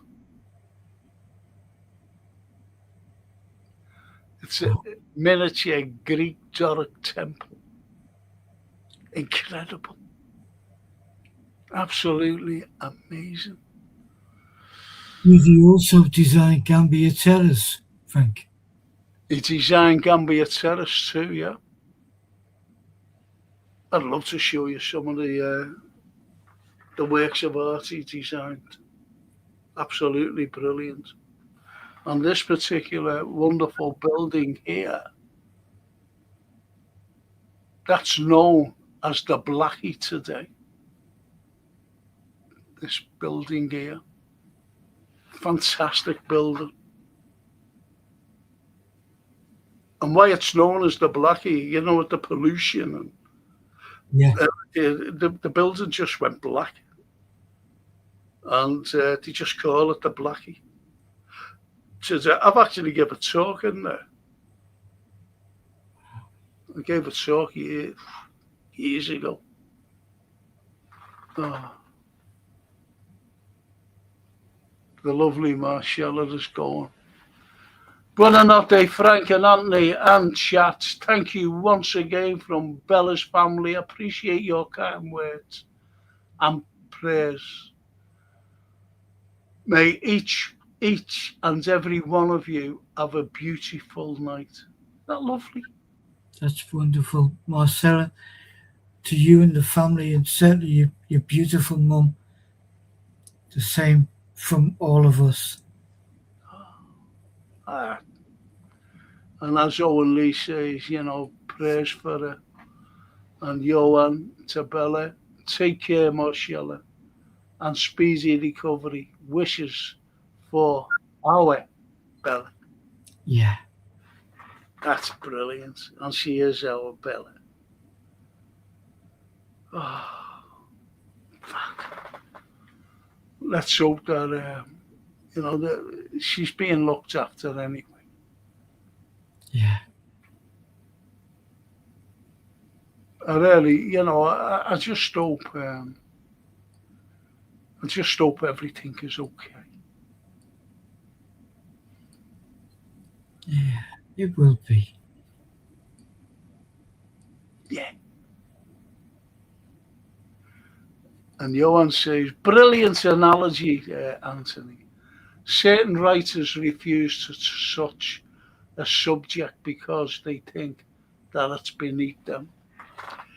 To be honest, Johan, the likes of the Brontes, I'm talking about Charlotte Bronte because when she wrote Jane Eyre, that was a semi-autobiography of herself, what she would have loved to have done. Also, Charles Dickens, and they went against the narrative. They went against the narrative of everything. And the first fella to go against the narrative was none other than a great poet, great artist, was William Blake. Yeah. William Blake. Great thinker. Oh,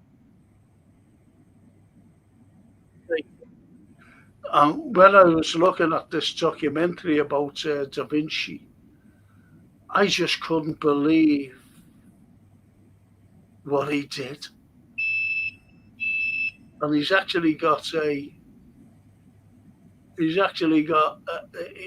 wrote this thing, and it was for a secret society, and it's in a language that's not understood today. They can't decipher it. And it says, this documentary, who was he writing it to? Who was this? It was in a different language to any language on the planet. He, as we know, we've talked about him often. He is the pinnacle of our heroes, heroines, but he didn't have any formal education whatsoever. He devised his education through nature, through watching the stars, through watching the planets, the nighttime sky, the plants, the animals, the creatures, which gave him, he always stated, it gave him a vision, an education that no one going to formal education could get. Because it's, as you described, and as Dickens describes, you learn this, that. He didn't have that brutality in his education. I think he was very spiritual. I think he was connected to his imagination was beyond belief, but also the ability to look at a bird and think, it would be my aim that one day man will fly, and to draw what he did. No. Do you think? Yeah, look, here's the blackie. Just bear with me. Just take this off a minute. There's the blackie. Look, that's what we've just been looking at on the map. That's just beautiful. It's a beautiful building. Beautiful. Absolutely stunning. I don't like the fucking building next to it, though. No. So that's like a carbuncle there on a. No. You knock that down, put a greenery, put plants. You showed a wonderful bit of film today, just as we were chatting, in Florence, and one the most wonderful medieval churches, Yeah. and the surrounding land was just trees and grass, and it was absolutely harmony with the building and with nature. Yes. Yes. Sneepy. The sleep. Good night, one and Barry. Good night, one and all. Sleep well. Good night, Sneepy. And the Snape says, good night, everyone. See you tomorrow, hopefully. And Johan, well said, Mr. Brown. Oh, blimey. Why doesn't anyone ever say, well said, Frank? It's always well said. Well said, Mr. Brown. Well said, hasn't he? No, I'm only joking, you know that. And Toscana to Bella. Hi, Marcella. I've been thinking of your mum. Please tell her I'm thinking of her and will pray.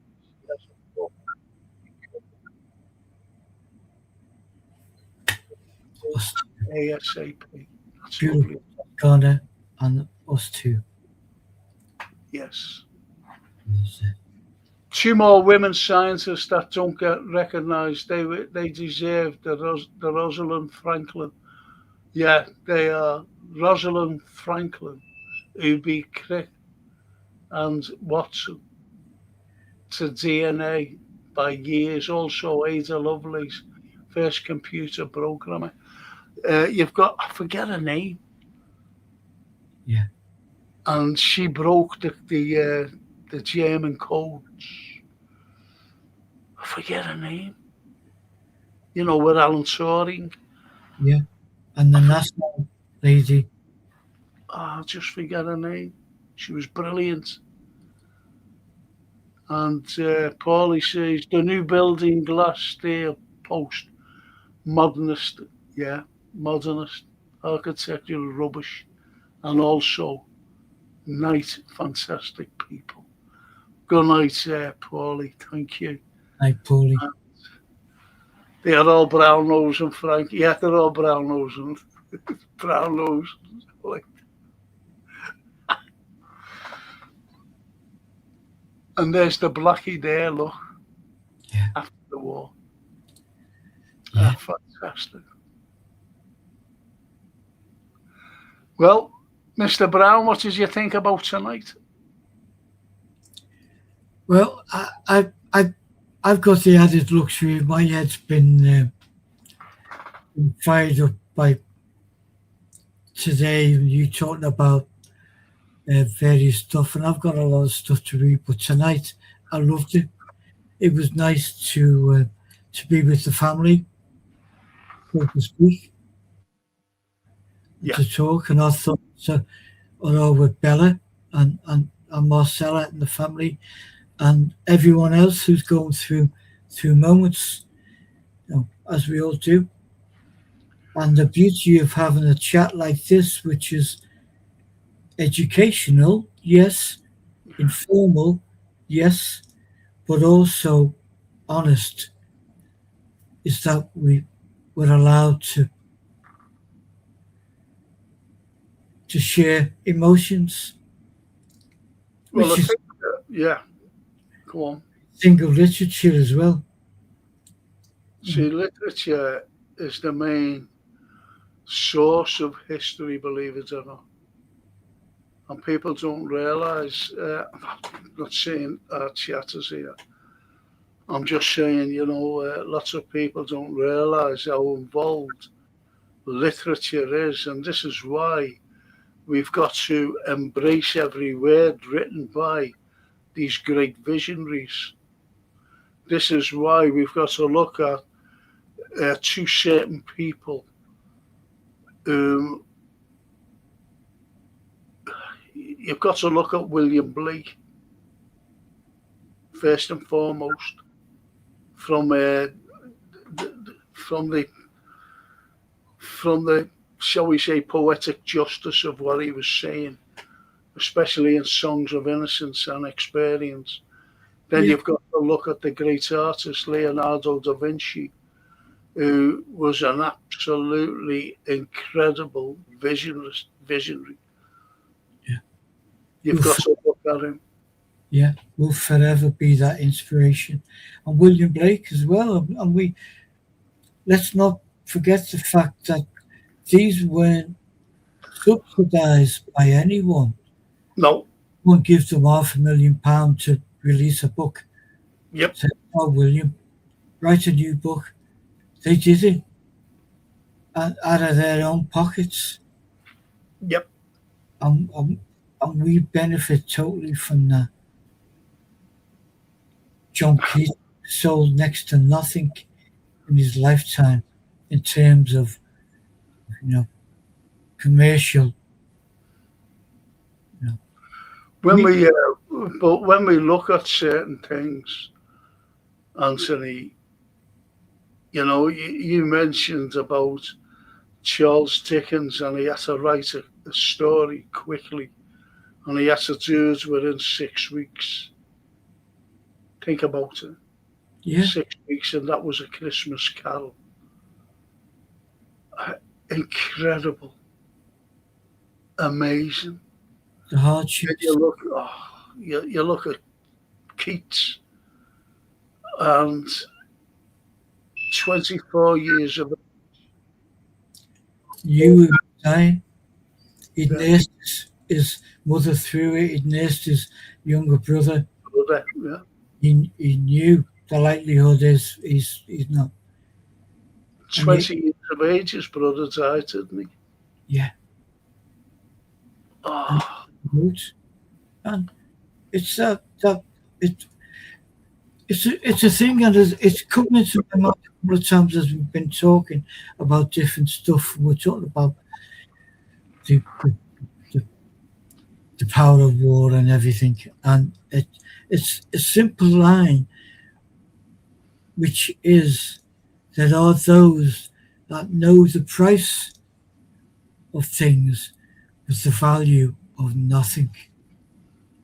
And it goes way back to when Leonardo would have been dismissed because he's just an old rambling man.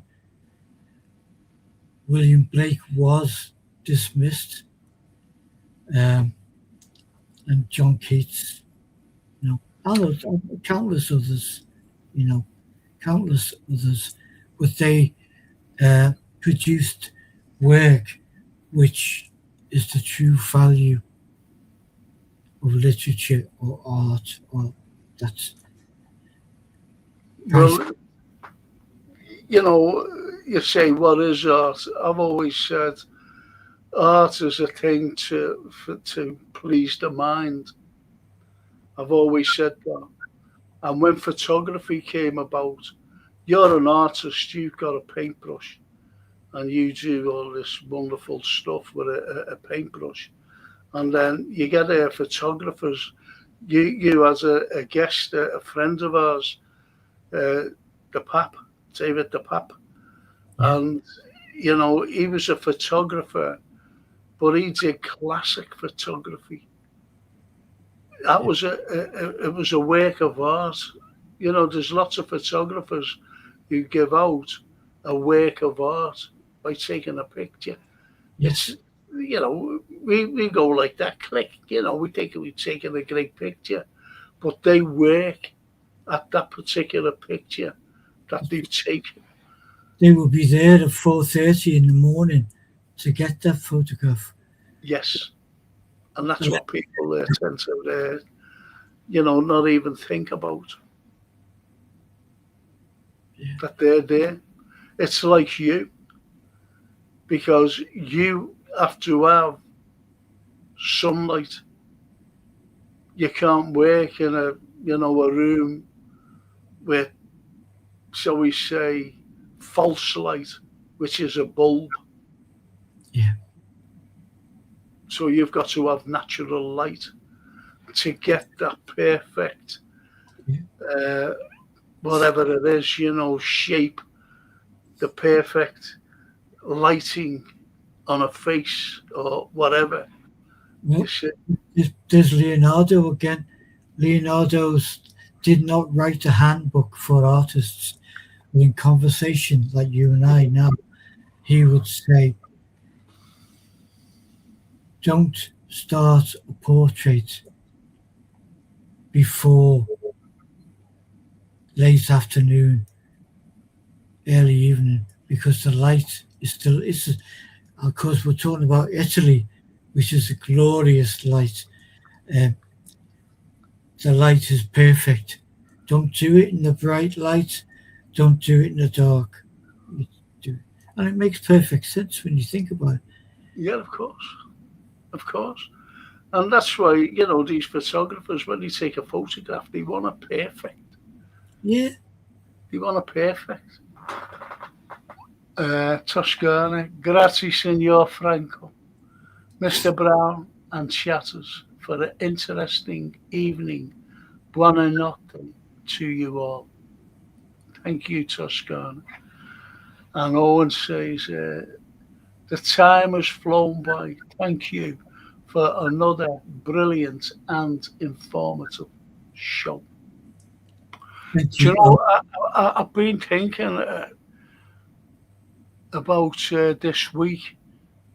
I don't know whether to have it on Wednesday or Thursday, because if there's a blood, this is where football integrates with us.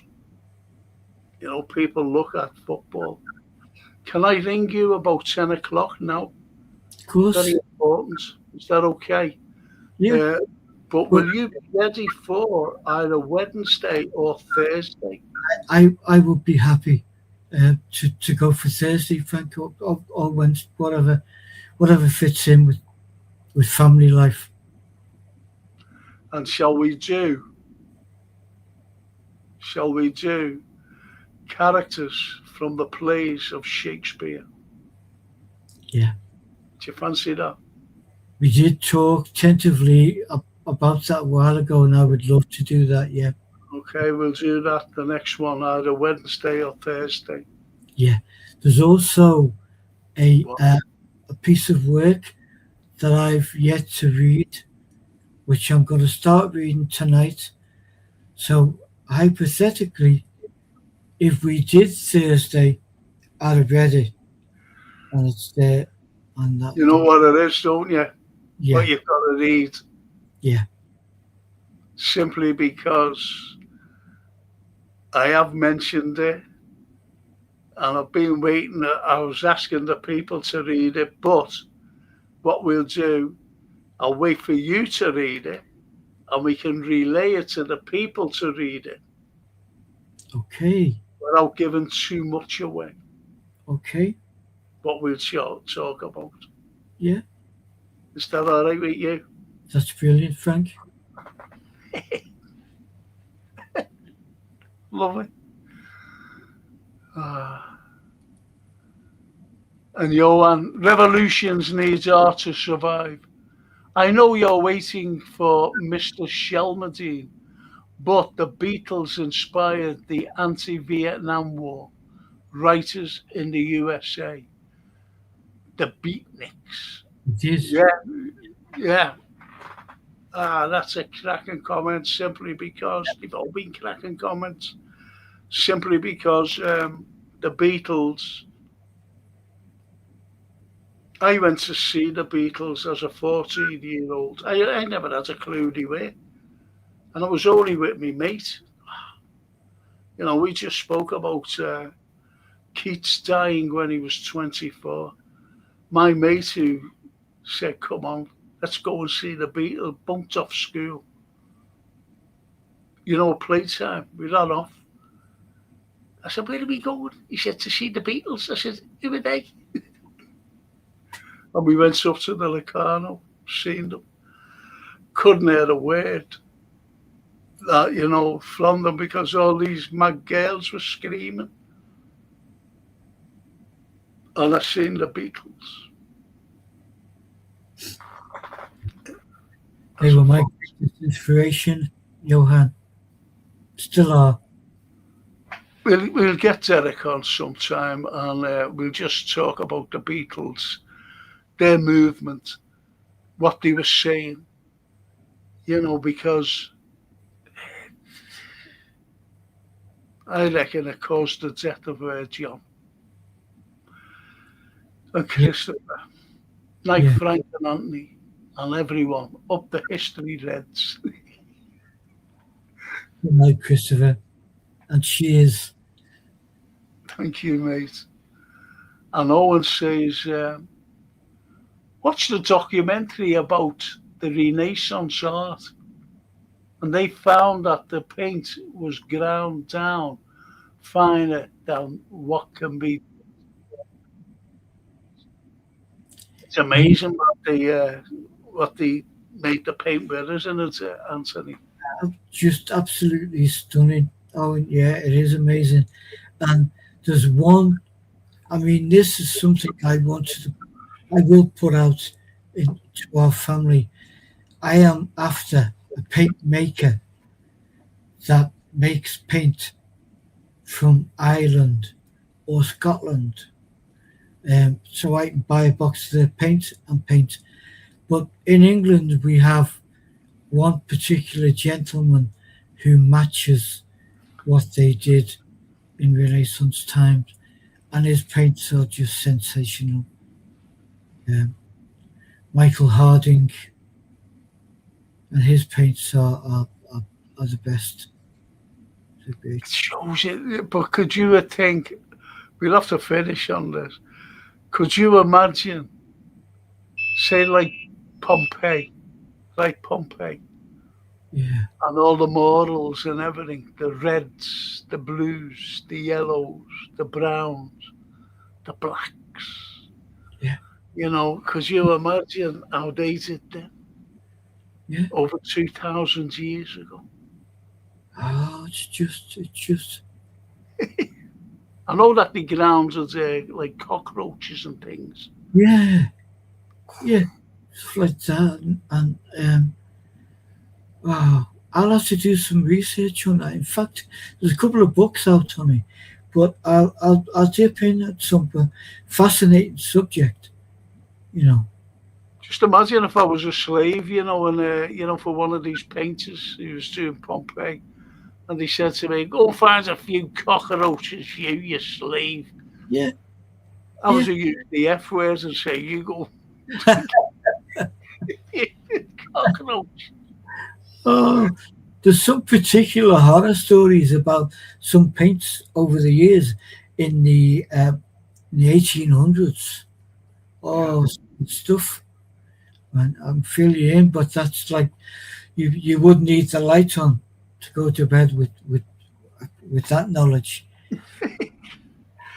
It's like your dad, and the lads who were doing with yard brushes, painting with yard brushes, or like Humphrey Bogart in a film, if you know what I mean. Cary Grant and, these wonderful, like, Yeah, film and then stars. to paste all the pieces of paper up together to make one. You know, Grace Kelly with a yeah, yard brush. And yeah. it just looked like Might be just for one night. one night. It's a, And imagine that as well, Anthony. Um, they must have mixed their, like, thing, what they did it with. yeah,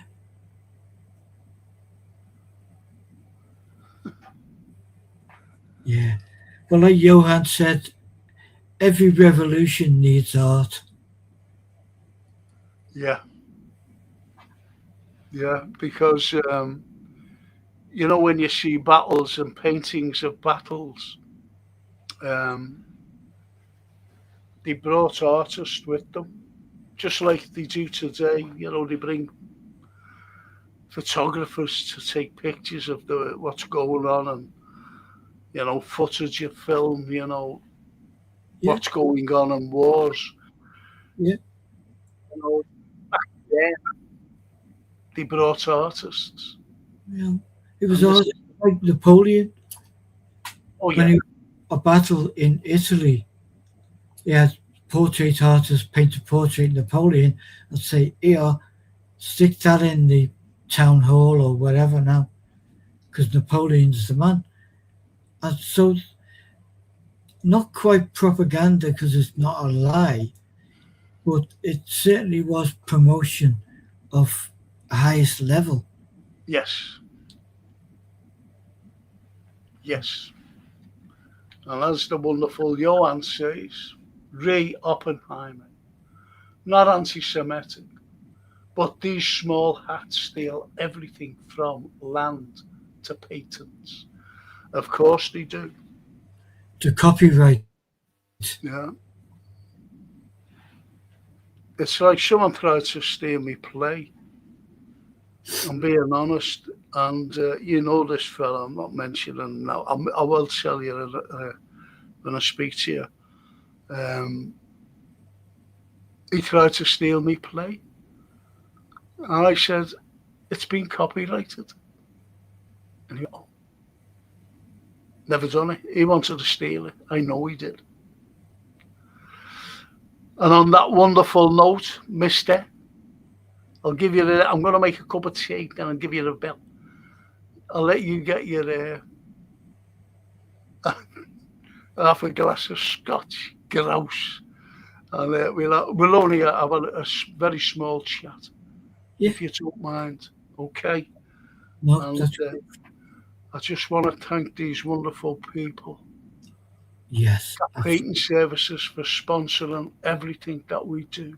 And I mean everything. Please get them in. They're fully time served. There's no cowboys. They're fully insured just in case anything goes wrong.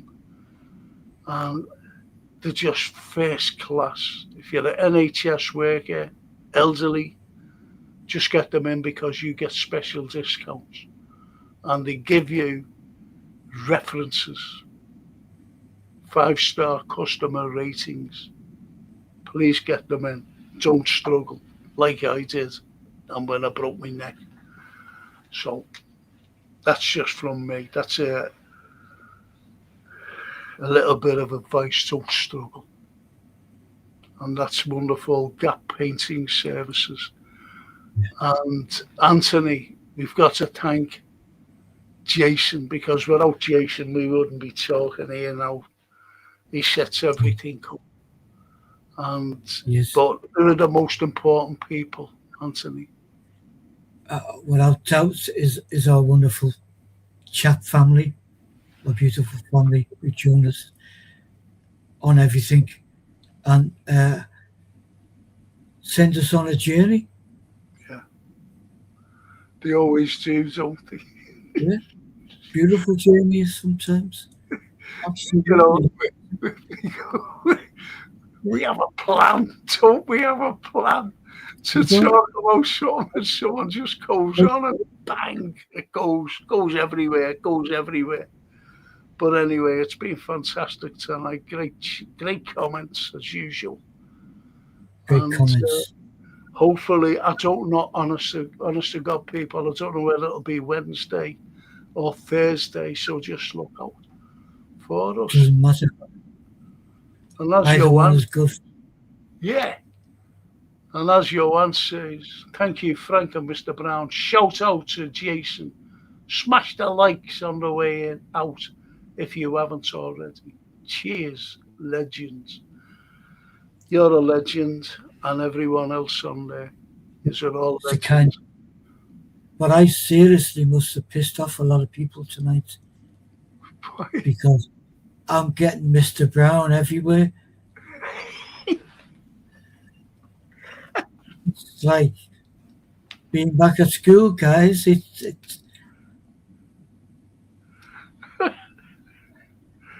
And as Jason says, night all, night gents. Cheers, Johan. Isn't that lovely? yeah, brilliant. Thanks, Jason. Cheers, mate. And as I said, Jason, I'll have to send you a message. I don't know whether it's Wednesday or Thursday because I don't want to be clashing with a bloody match.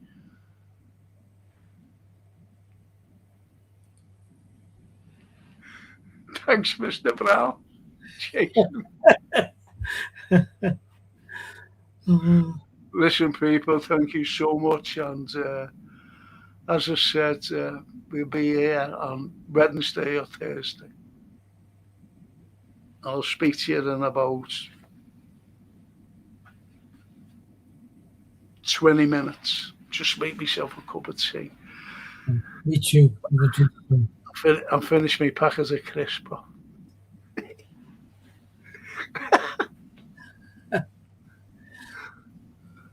See you later. Thank you so much, people. I really appreciate, and Anthony appreciates it. Yeah. And I'll be having a football show definitely tomorrow if you want to join football show.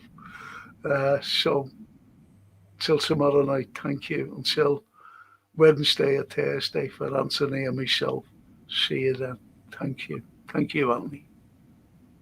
Thank you, Frank. Thanks all. Thanks, guys. Thanks, Jace.